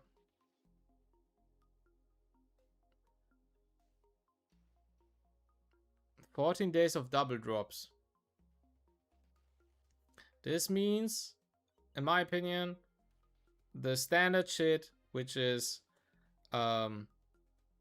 modules, like the threshold, module farming, the experience, and the prowesses. The 14 days of double drops. If you are not getting, which is also one of my fucking suggestions that I made in my feedback 1 billion times, if it's not increasing the double drop for shell, it's garbage. If it's not increasing double drop for shells, it's trash. It can be 14 double drop with the thing. Maybe. Like, you need shells as a new player. I literally played the entire new player experience. The last sprint server. I participated on the last sprint server. I was top 50 something. And 1 billion % I can tell you exactly, and I also gave that feedback and said exactly what is needed for a new player. I said it multiple times. I know exactly what is needed. Shells is something that should be absolutely be part of the double drop event. Absolutely. Because you have so much stamina as a new player, right? And every time you are not farming gear, prowess, or experience, you are thinking, you are trolling, or doing something wrong because you are missing out on double drop because you need to farm shells. And shells are insanely important for a new player. It's like one of the strongest components for a character to make them stronger, basically. Right? A shell. A good shell. And if you spend your stamina in a double drop event on shells, you think you are trolling. So that's also one of my feedbacks. I said shells need to be part of it. Shells absolutely need to be part of double drop. 1 billion %. So if shells are not part of it, it's garbage. If the fusion shop workshop from the kernel system is not part of it, it's garbage. I will not play on the sprint server if they didn't improve it. If they didn't improve the new player experience on the sprint server, I will not play it because it's the same shit. It's literally the same shit. It will have the same issues, same problems. There's no reason to participate. Which is literally, like, it already starts with this. New player protection. I already said, it makes no sense. Like, it's hitting diamond rank, hitting level 100 is super easy. Very easy. And I should not be able to queue into players like Yue or Keka with the fucking 1-year-old account, older than 1 year at this point, with my fucking 4 weeks old account. Like, it makes no sense. It makes no sense.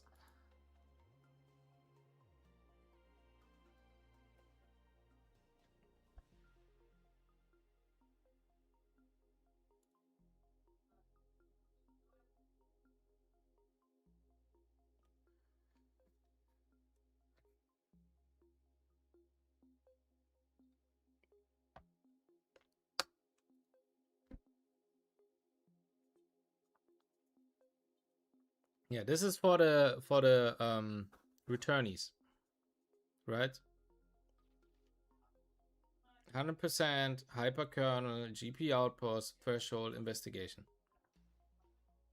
This is just like it's also so misleading. 100% increased hyperkernel rate, bro. I don't know. Like, just give me fucking the blue resources immediately into my mailbox. Like, just double the amount that I got last week. Send it to me. Like, just give it to me again. It makes It's not enough. It's not enough. It's not enough to catch up. It sounds nice, but it doesn't do anything. It's a fucking drop of water on a hot stone, bro. It's not doing anything. It says 10 days. That's true, actually. That's true. So it's basically you get 10 days of resources. But in my opinion, this has to be like 30 days of resources. Because they are behind for almost half a year at this point. Like they are, I don't know, behind for 4 months. Like 4 months, like they are 120 days behind. Plus on top of the potential days where you are able to buy blue resources with crystals, right? So it's not only the natural fucking production of the blue essence, it's also the daily buy for the, like with crystals. So they are missing out on 120 days. So they get 10 days of resources, which is not even 110 days. It's not even 110. So as anyways.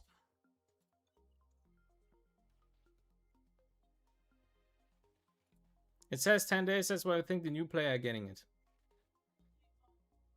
I mean, it says they are looking at the fucking returner account, I think. It's like return path here, right? It's saying return path. So I guess they are looking at the returner account. 150% for 15 days. It's 100% for 10 days here, right? If it's on a new player account, it's 14 days. But it's still not enough. They are still so behind. And the main issue is, on the new player account, you are not getting, if you play free to play, you are not getting the capsule to choose a protocol, right? To choose a chip. If you are not getting the double speed chip, right, on your new player account, you are behind. Yeah, but the return account should be 7 days. No, you read it before. Yeah, true, but I don't know, bro. We have to see. But it looks like returner. They said 7 days. It's a returner account here. Now it's 10 days. I don't know.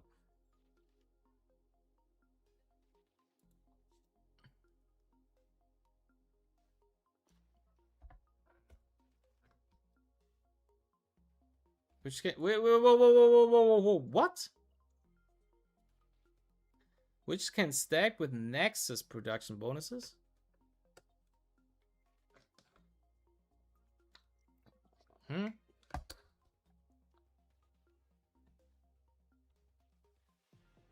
What is Nexus production? No, I'm listening. What is Nexus production? I'm listening. Anybody in the chat has an idea what Nexus production is? PvP game for new players is cooked. Need like 2 seasons of new player RTA only. Separate server. I'm making alt. It's a hypercore allocation you do.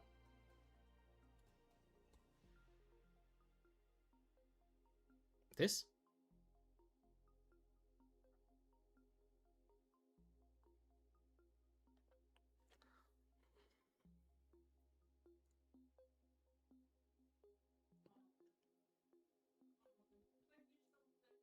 I mean, it's not saying Nexus anyway, is it?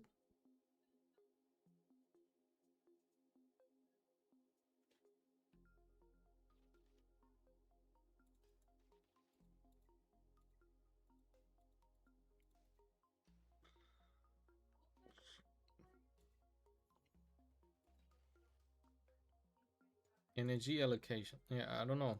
It's not like I'm not sure about that one.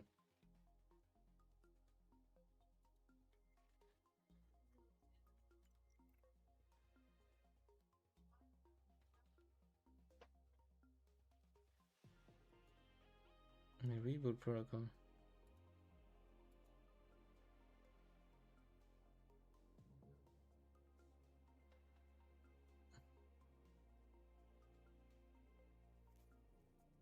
Oh, they get another pass.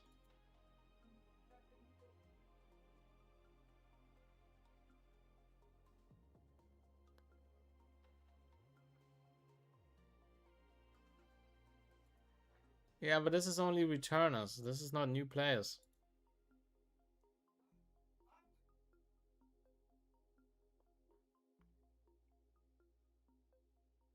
Jolt.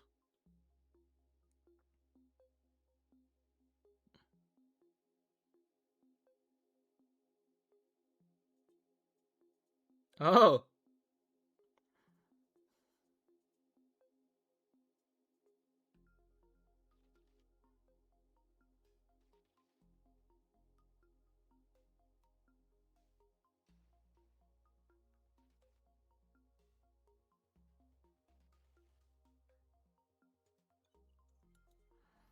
Yeah, I would love to get this, right, sent to my mailbox.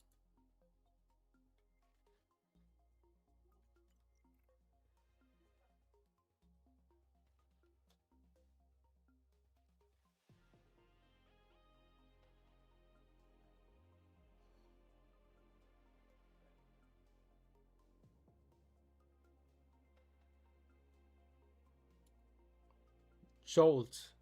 Odd.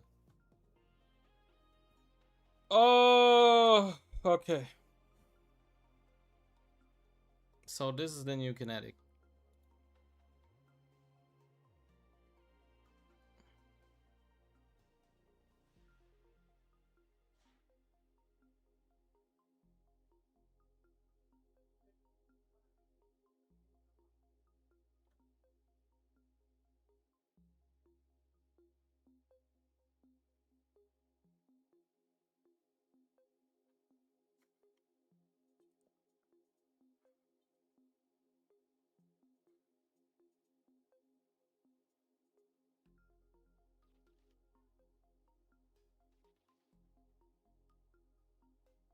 Yo, the sound is good.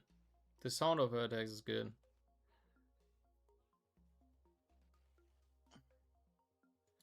The sound is good.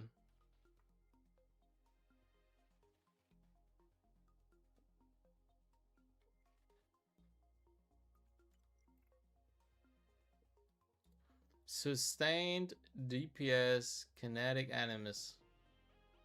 So this is our first PvE kinetic.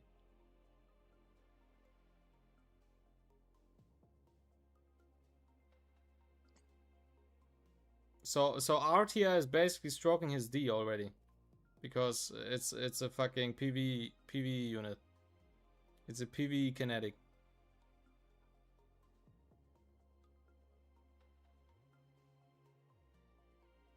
Because the sustained DPS is generally speaking not something that works in PvP. Like the only sustained DPS is, I guess, Aesir. Right? But Aesir has so much fucking protection that she works.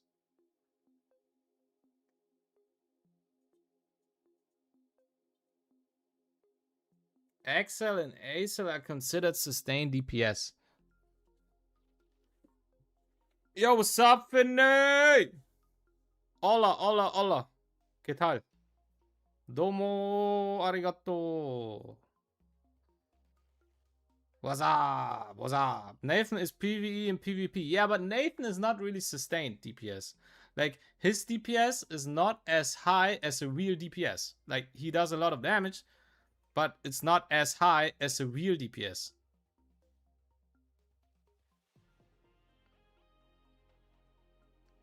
Like, for example, for like a real sustained DPS is like Chloros, I guess, or Rosa, right? These are sustained DPS. Like, this is at least what I think. But let's see.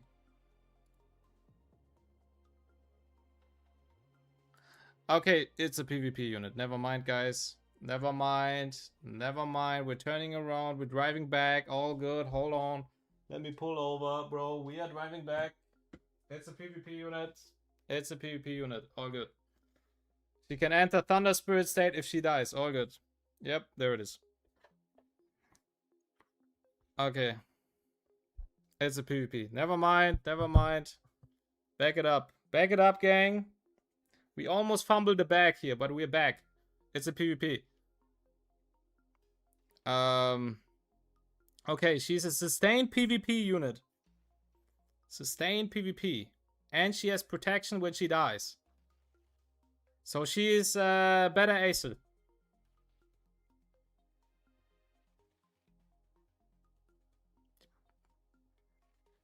Arya dick back in pants. Straight up facts. Arya dick straight back into the pants, bro. She's not a PvE. Not a PvE unit. Looks like PvP.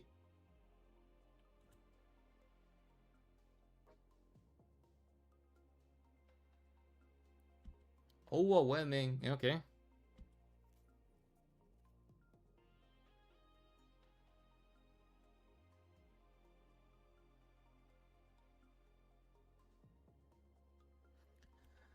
That was actually interesting. After her S3, immediately another S3? Was that a coincidence? Like she S3s into S3. S3? S3.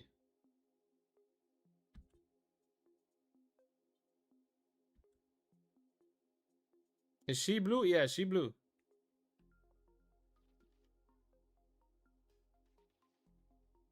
Yep, odd.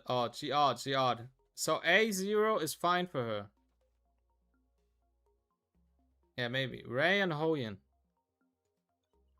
Yeah, so I'll be honest, like, she's, I guess, a better Acer, and she will die from Terminate, but maybe because she's kinetic, she will not die from Terminate. There it is. Cinema.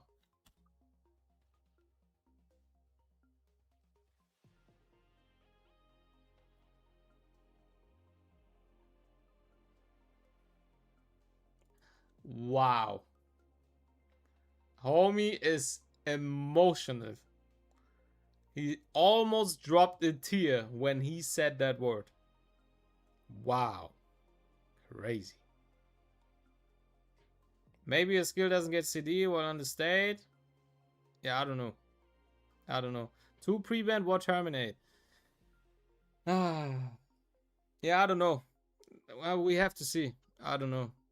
Like, she cannot die, I guess. If you try to kill her, she doesn't die. AI Chris at it again. AI Chris. There it is. Homie is him. Being able to rise back up in an even stronger form after taking a heavy hit. She just Hoyan plus Acel in 1.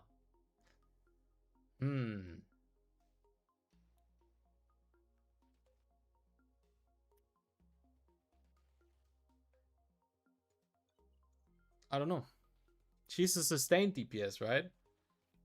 Hoyan is more like a burst unit. Maybe cannot terminate. Maybe. Yeah, I'll be honest. At this point, after witnessing the last fucking kinetic unit like Nathan, I would not be surprised for even a percentage if her fucking passive or whatever this prevention is says terminate doesn't work. Something like that. Cannot be terminated.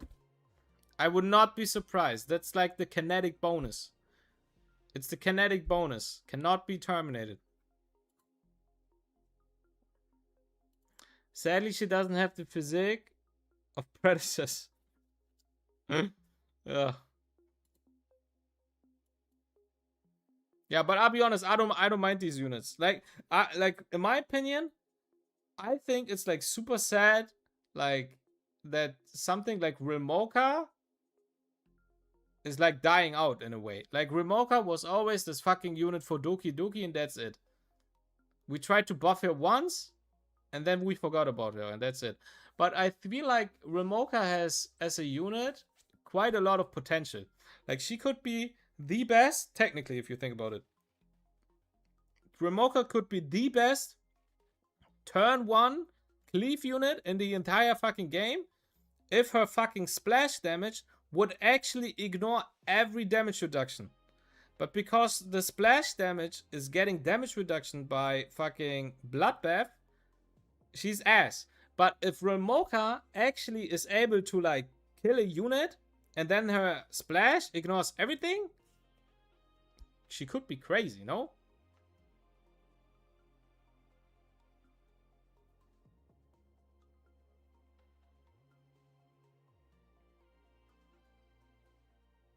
Hoyen gets stacked when killed with S3. Maybe that's what they meant or something like that. Maybe. Raymary can finally rest. Cannot be terminated on Amber. Yeah. Still the Doki King. Yeah, that's true. Bro, leave Remoka in the bin, please. Nah, bro. Red, best unit. Red is the best unit. I still have my red build. I still run her in Doki Doki since fucking launch. My red is still working. No holidays. No pause. No vacation for my red. You see this? Red Gaming.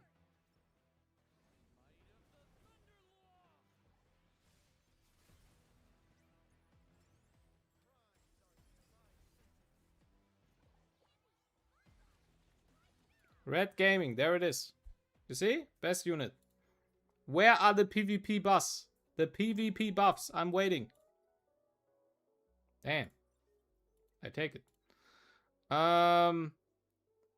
PvP buffs, bro.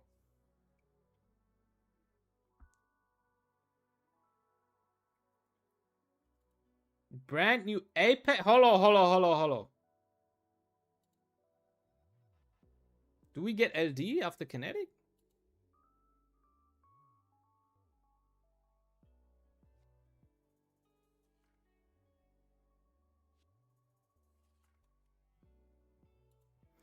A brand new Apex Animus, Kainessa, will also join the world of Etheria.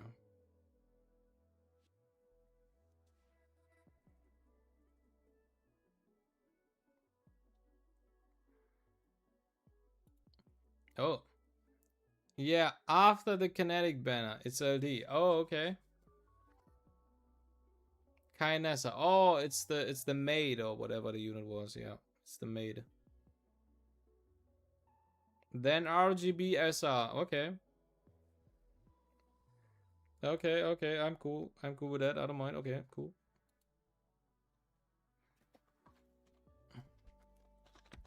New Nell.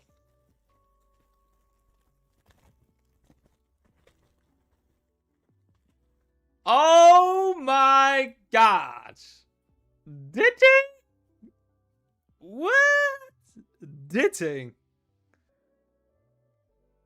Is homie the best PvE DPS now? Hold on. Enhanced overall skill. Increases crit damage converted from excess crit rate.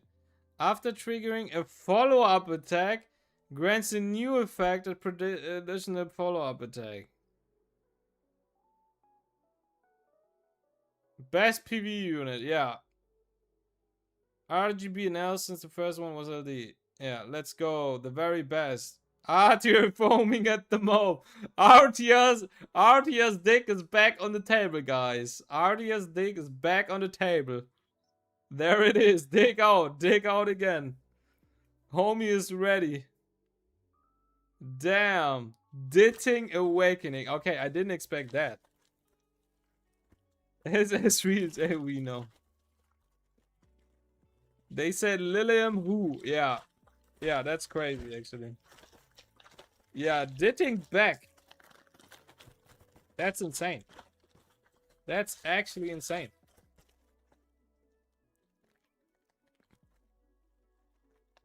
Mm-hmm. Okay.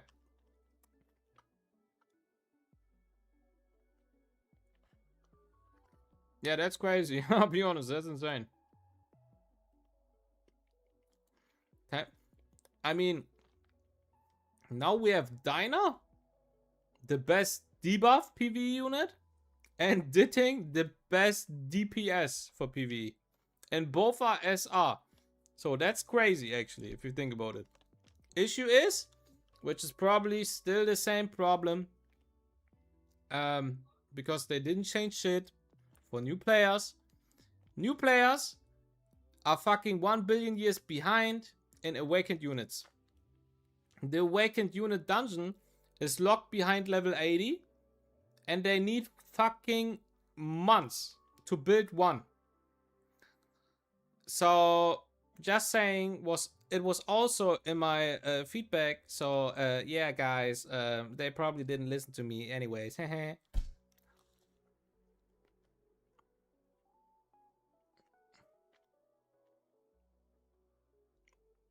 Time to get all my Abyss one-shot accounts with Didding now, surely. Yep. S3 area on Didding and my house will be covered by a white liquid. Okay, okay. Keenan freaks, sus. Homie thinks, sus.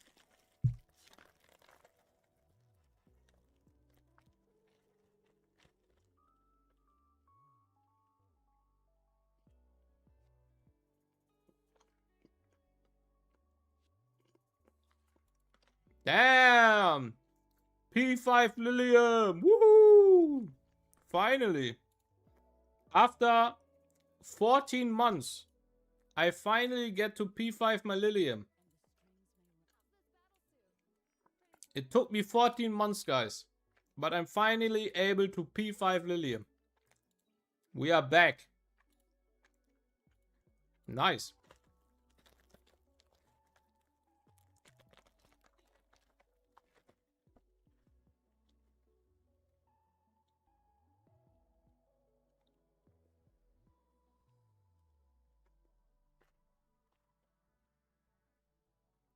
Useless. We got Didding. Yeah, but Didding is PvE.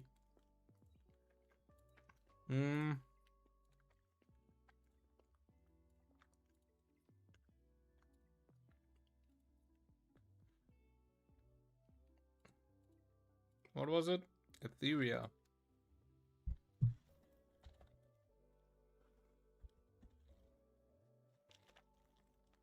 Bro, am I dumb? Etheria SS6.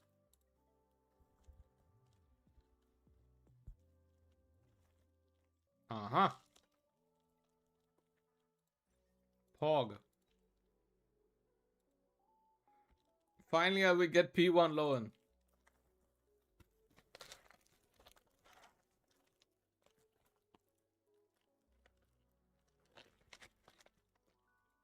Okay.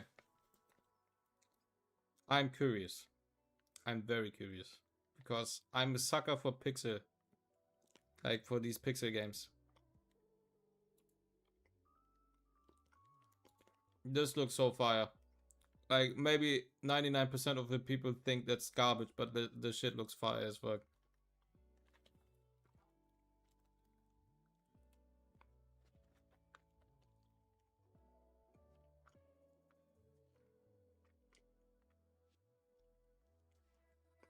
Damn! I'm sold. Me too, I love it, yeah. Yeah, this shit looks fire. Damn, bro, I'm so down. I've heard most people hyped about it. Peak mode. Yeah, this looks fun as fuck. I hope so. I really hope it's fun. Like, it looks dope. Now this, guys, is a real event. And it only took us 14 months. So, next year, we get another one.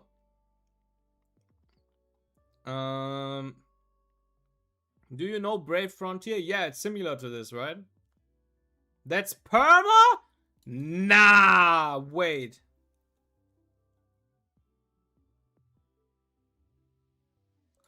It reset every season. Hold on. We might be back, guys. Guys, Etheria is different now. RTA is not the main game. Who the fuck cares? We play this. What? Hold on. Let me sit up straight. We need to pay attention here. Hold on. Now this looks something I'm interested into. Hold on. Seasonal, yeah, hold on.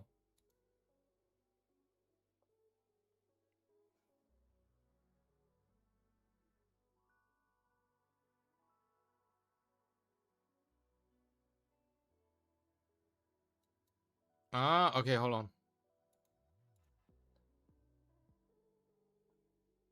Wait, what? Regional ranking? We get ranking in that mode?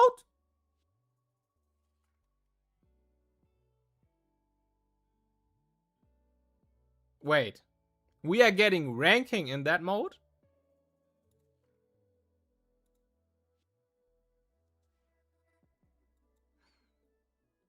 Regional rankings.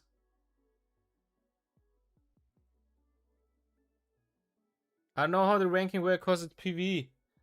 Yeah, I mean, it's like whoever hits the highest stage in PvE, no? Yeah, bro, this shit is fire. This shit is fire. I'm down. Yeah, that sounds fun as fuck. Yeah, I'm down. I'm back. I'm back. Who cares about RTA? Guys, let's be real for a second. What the fuck?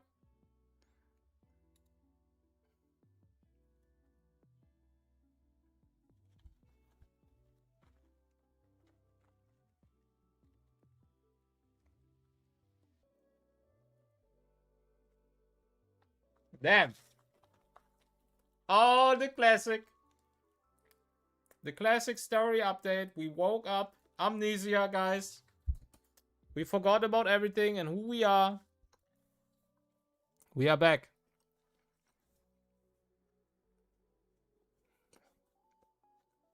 Back for 1 week. Hype. 6.1 will also update brand new main quest chapters. Oh yeah, I'm down. I'm happy. That's cool. I like that they actually give something to the story people. And why is homie having like why are his eyes looking like girl eyes? I don't know.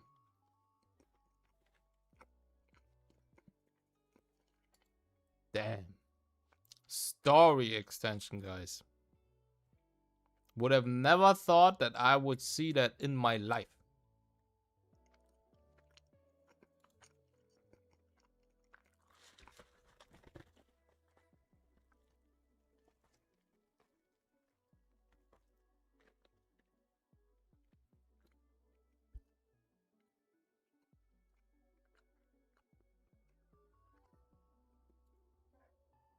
Okay. Yeah, that sounds interesting. So this is like, I set up 5 PvP teams and then I just send it. That sounds fun. Okay. Yeah, that sounds fun. Mm-hmm.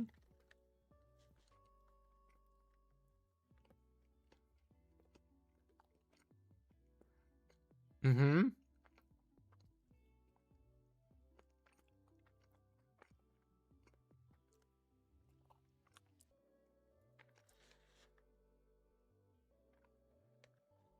Bro, I got flashbang for a second by the amount of content. Hold on. What the? Jolt. Kinetic. Editing. Awakening. Crisis Codex. This is the Hider Crystal Pool. Pirate Plunder. New Season Celebration. 7-day check-in. 2 enemies reconfigure. 3 double crystal reset. 4 seasonal hyperlink pass. Blessing Galore. Apex Animus Selection. Oh, this is in the next week. Okay. Heuristic Pit. Season theme puzzle. Check treasure hunt. Fortune Piggy. Fortune Pig is big. Shell Story. Infinity Train. Cage Rumble. Cyber Shadows. EUC announcement. Season 5. Phase 4. Oh, so the season 6 season starts on September 9th. Hello, new Etheria player. Is there anything I need to keep an eye on when playing? Like save some materials. Keep an eye on when playing.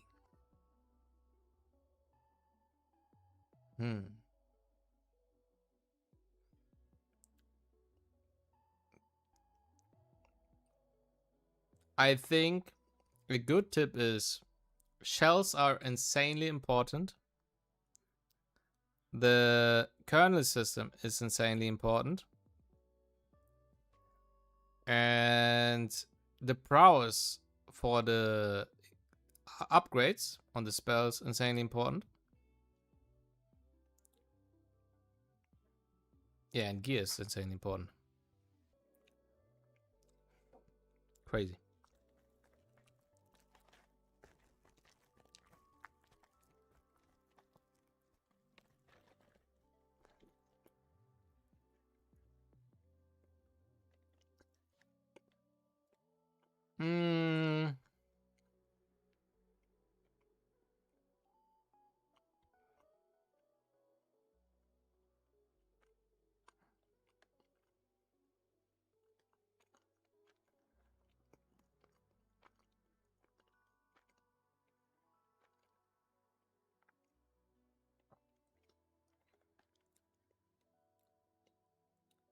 Okay, so basically we have no collab, right? I don't see anything about a collab.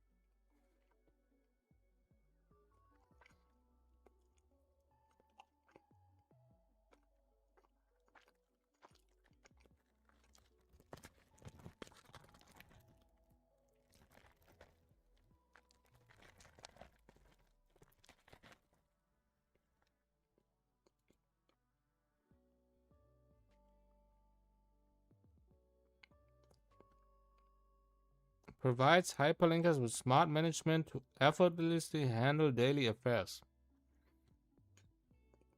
Okay. Helper for daily stuff. Okay, yeah, I'm listening.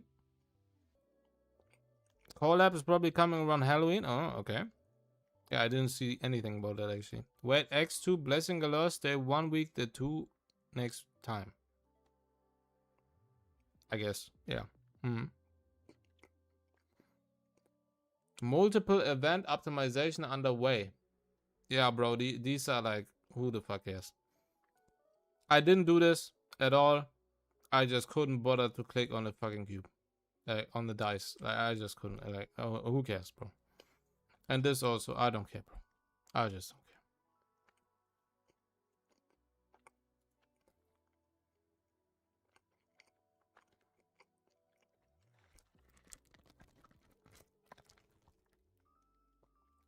I print so many of the tiles fragments. Yeah, but what you have to do for it is just super boring and ass. It's like whatever. It's like whatever to me. Yeah. But they are talking about daily affairs, right? Do you think they will ever change this 1 XP book and the weekly rewards? Or is that like will we have that till end of service? Is that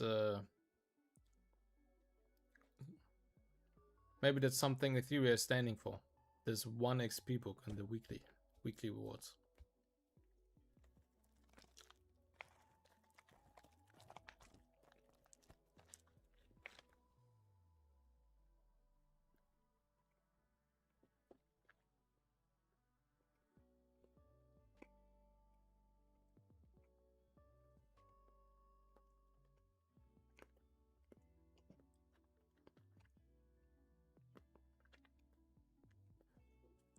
That XP book is my favorite reward, bro. Yeah, facts.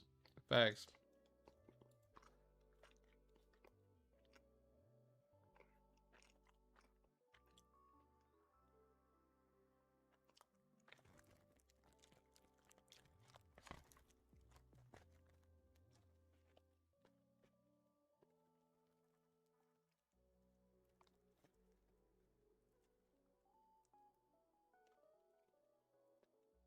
Carlos.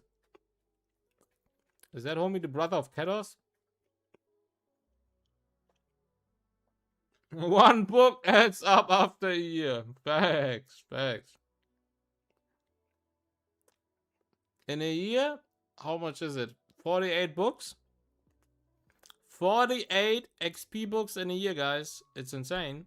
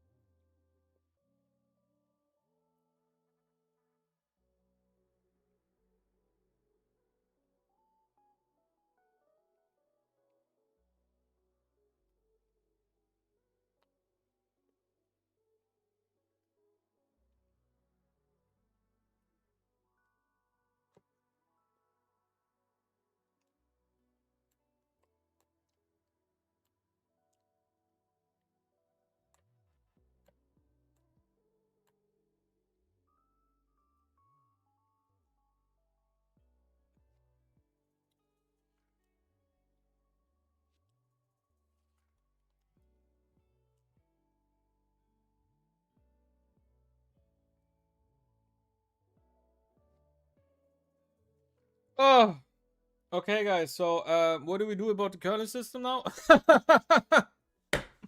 Good one. Oh. Okay. Yeah. So, anyways, another 13 level. So, let me think. I need like 3 days. I need 3 days for a level. I'm missing 13. So, like, in 40 days, I'll be balling. 14 days. Yeah, 40 days, I mean. In 40 days, I'll be balling. So, season 7, guys, we are locked in. In season 7, we are back on track. And then, I also need...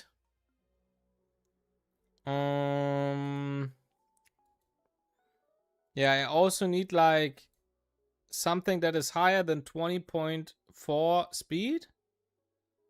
And then we ballin'. And then I will not be behind by 8 speed on every single unit. Cinema. Cinema.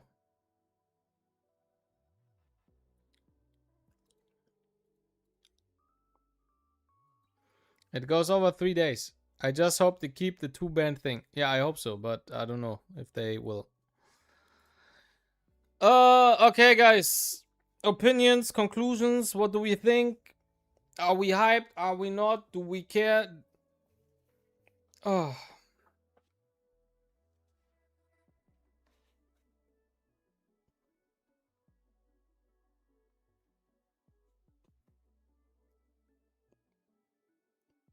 No shell lab.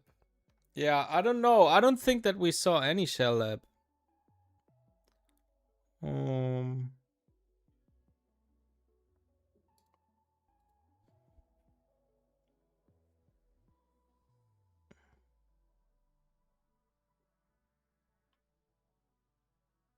Yeah, I don't see shell lab.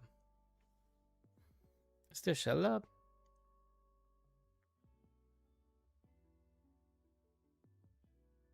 No module forge. No. O como se escriba. Yes, yes. True. True.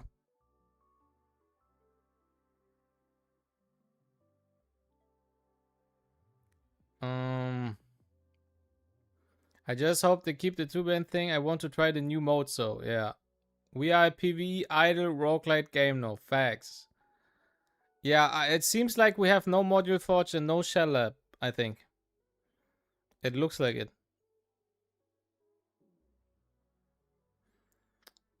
This was less of a talk. It was just a new season announcement. Yeah.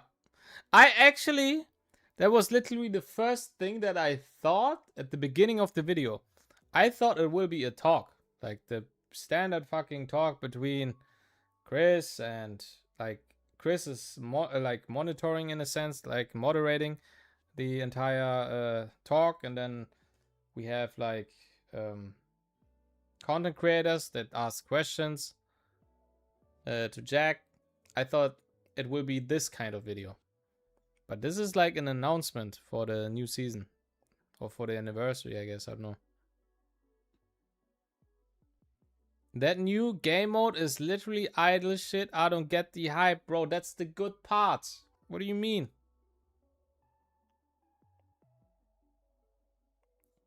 Like pixel gaming, bro? I'm sold. Pixel gaming is love. Let me fucking build my units, prepare my builds, get my setup ready, get my team ready, and then press one button that says go, and let me lay back and look at my pixel units moving 1 centimeter every 2 seconds at its peak. Like they move 1 centimeter forward to attack, move 1 centimeter back every 2 seconds, and I'm sold. Cinema. I'm sold.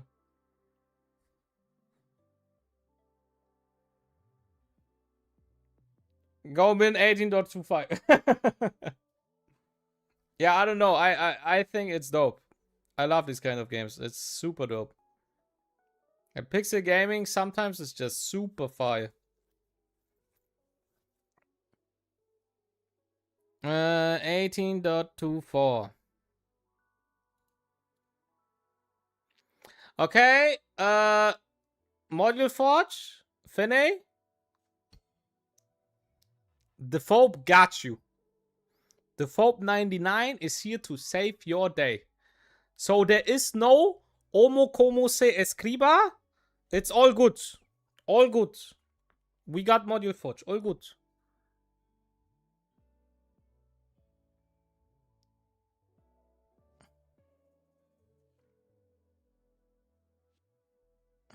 They say they are going to change them, not sure though. Oh. Gefächer. Será en la misma semana que el Blessing Galore. Sí, sí.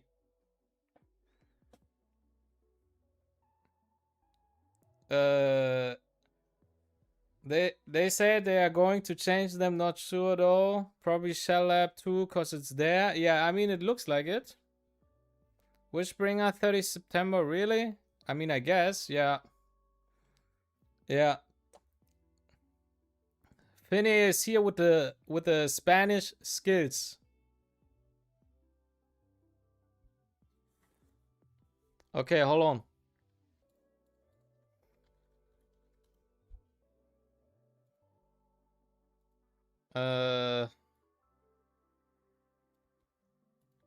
Translate in English.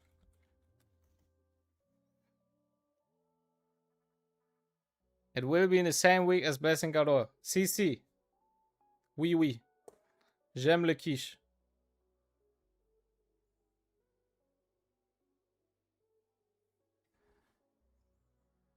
Spanglish.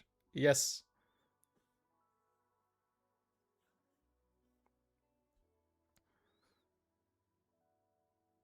Yeah, Blessing Galore and Module Forge at the same time. It's peak. At least we hope.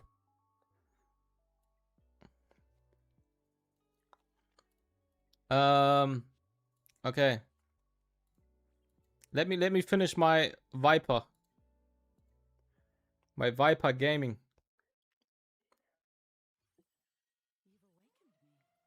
Shadow Sanya, best unit in the game. Just saying.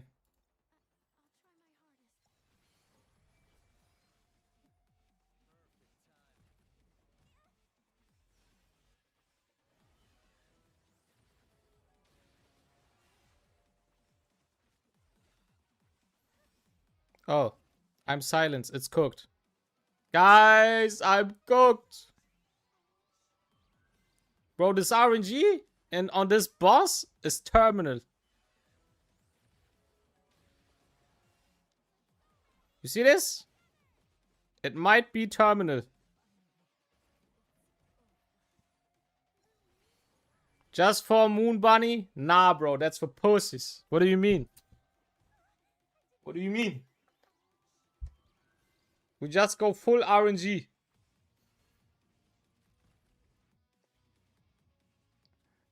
Collab when?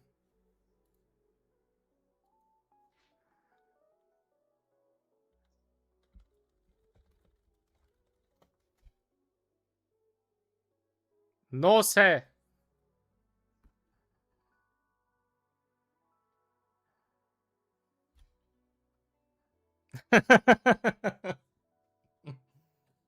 Insane interaction.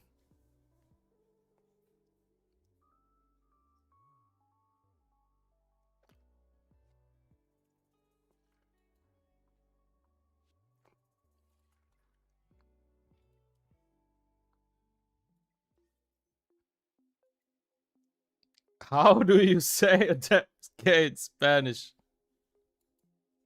How do I say adept is gay in Spanish? Adept as gay. Okay, I thought something fancy will pull up, but I guess that's, I mean.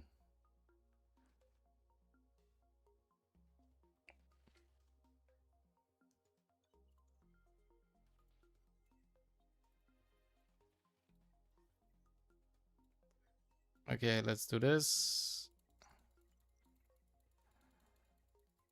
Oh, guys, almost. Plus 25 attack. We are soon there. We are soon there.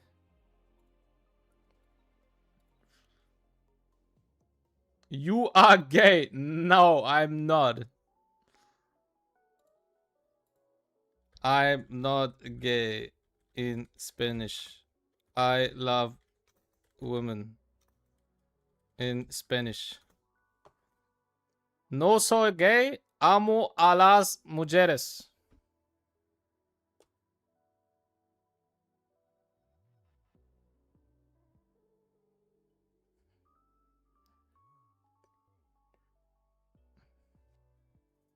Well, Spanish doesn't have a new word for gay. That's pretty homophobic.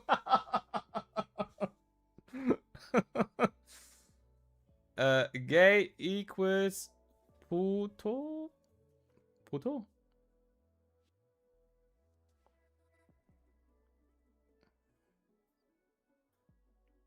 I love boobs. Facts. I love women.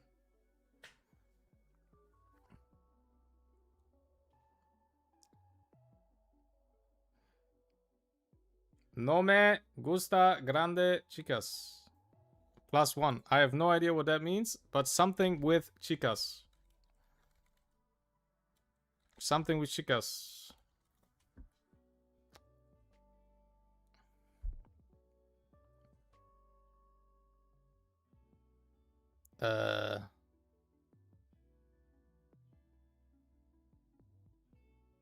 If you... What the fuck? Wait.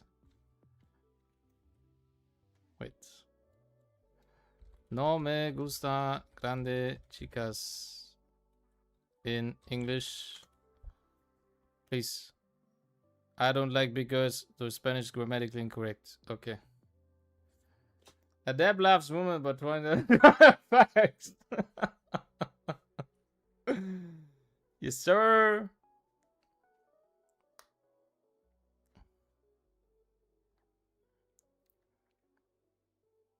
I like. Hold on. I show you what I like. I like this. I like this. I also like this. I also do like this. To be fair. Like I don't mind if they are not tall. I don't mind.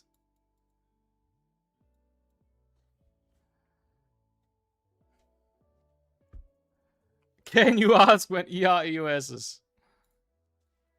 When does Etheria restart end of service?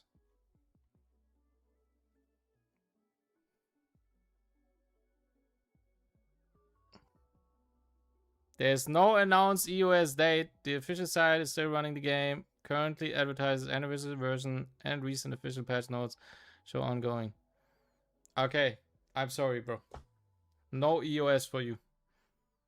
ChatGPT is not on your side. Unlucky. Yeah. Anyways. Yeah.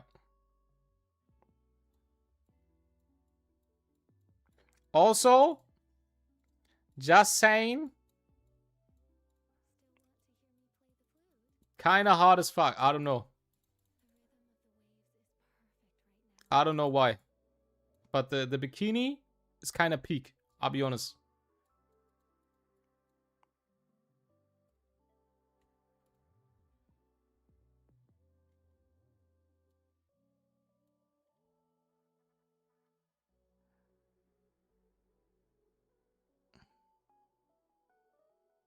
Also, cinema.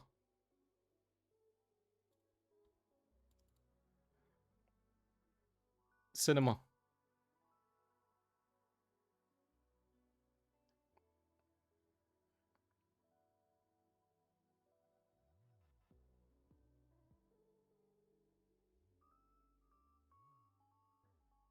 Hmm.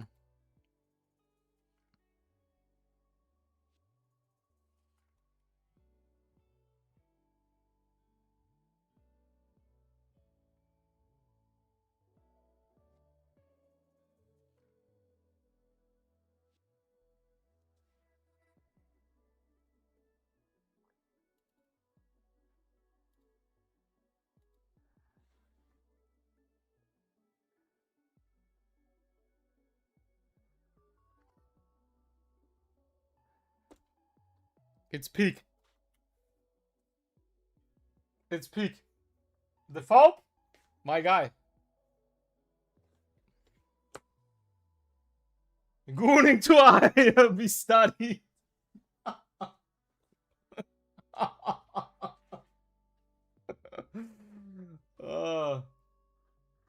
I mean, it's peak. What do you mean?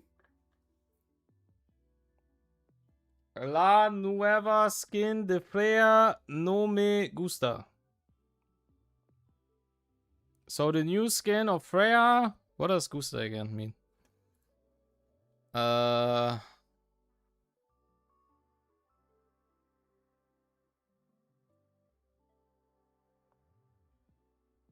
Doesn't like new Freya skin. Really? Finne? What do you mean? What do you mean you don't like the new Freya skin? It's peak. The fuck I'm looking at? Turned away for 3 minutes.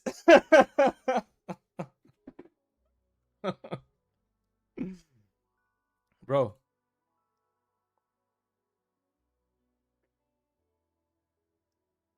Okay, hold on. I give you a second. Wait.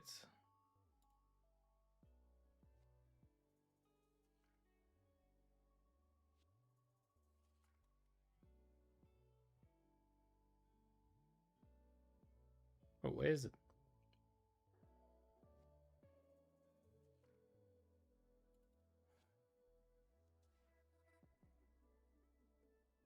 Okay. You saw enough. All good. All good. All good.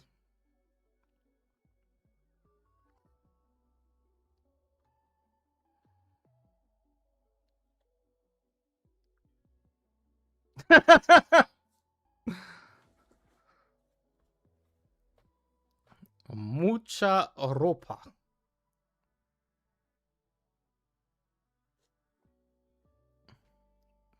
Too much clothes. Hold on. Mucha ropa. A lot of clothes. Ah. Okay. I see the issue. So we do like this.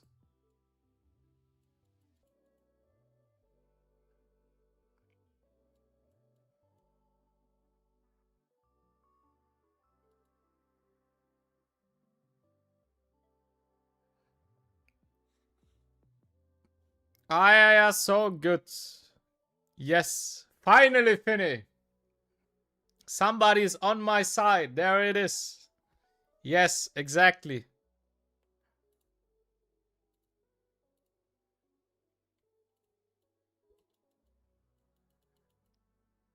All good. All good. All good. All good.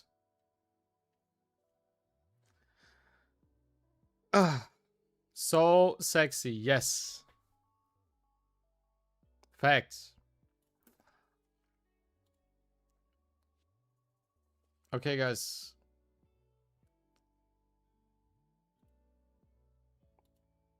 Doomsucker said this morning, if you faced him 100 times in RTA, you wouldn't win once any comment.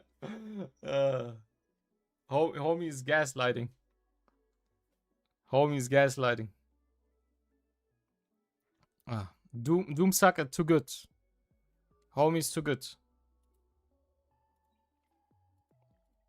I might be getting cooked, but it doesn't matter.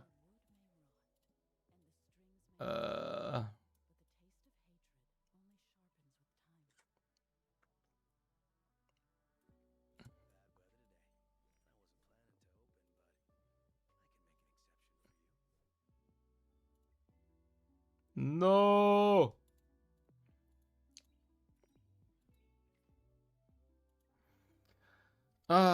Okay, guys. That was basically the reaction to Hypertalk episode 9, even though I don't think it was a Hypertalk. There was no real talking. Addicting awaken. Facts. The important part is the dick in the thing. awaken, right? The dick in the ting awaken. Yes, Vinny. Absolutely. The dick is awakening. Dick awakening.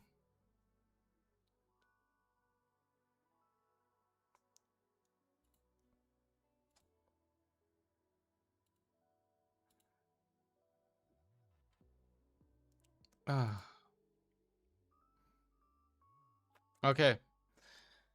Let me check something.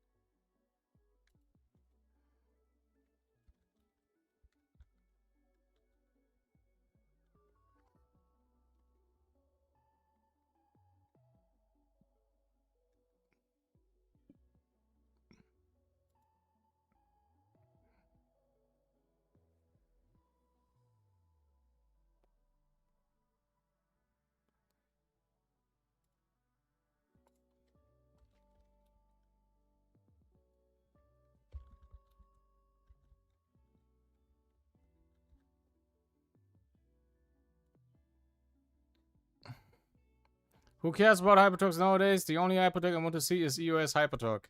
Homie is mad. Homie's mad. Damn, this complex guy is just spreading misinformation about my... I see. Homie's gaslighting. Homie's big time gaslighting. Anyways, yeah. I hope you guys, you play Woowa. I played Woowa. Till...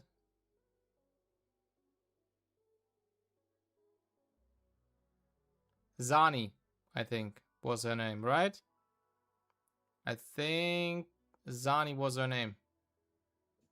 That was the last time I played Woowa. And I dropped Woowa because they stopped printing SR. Like they stopped printing 4-star units. So I dropped the game.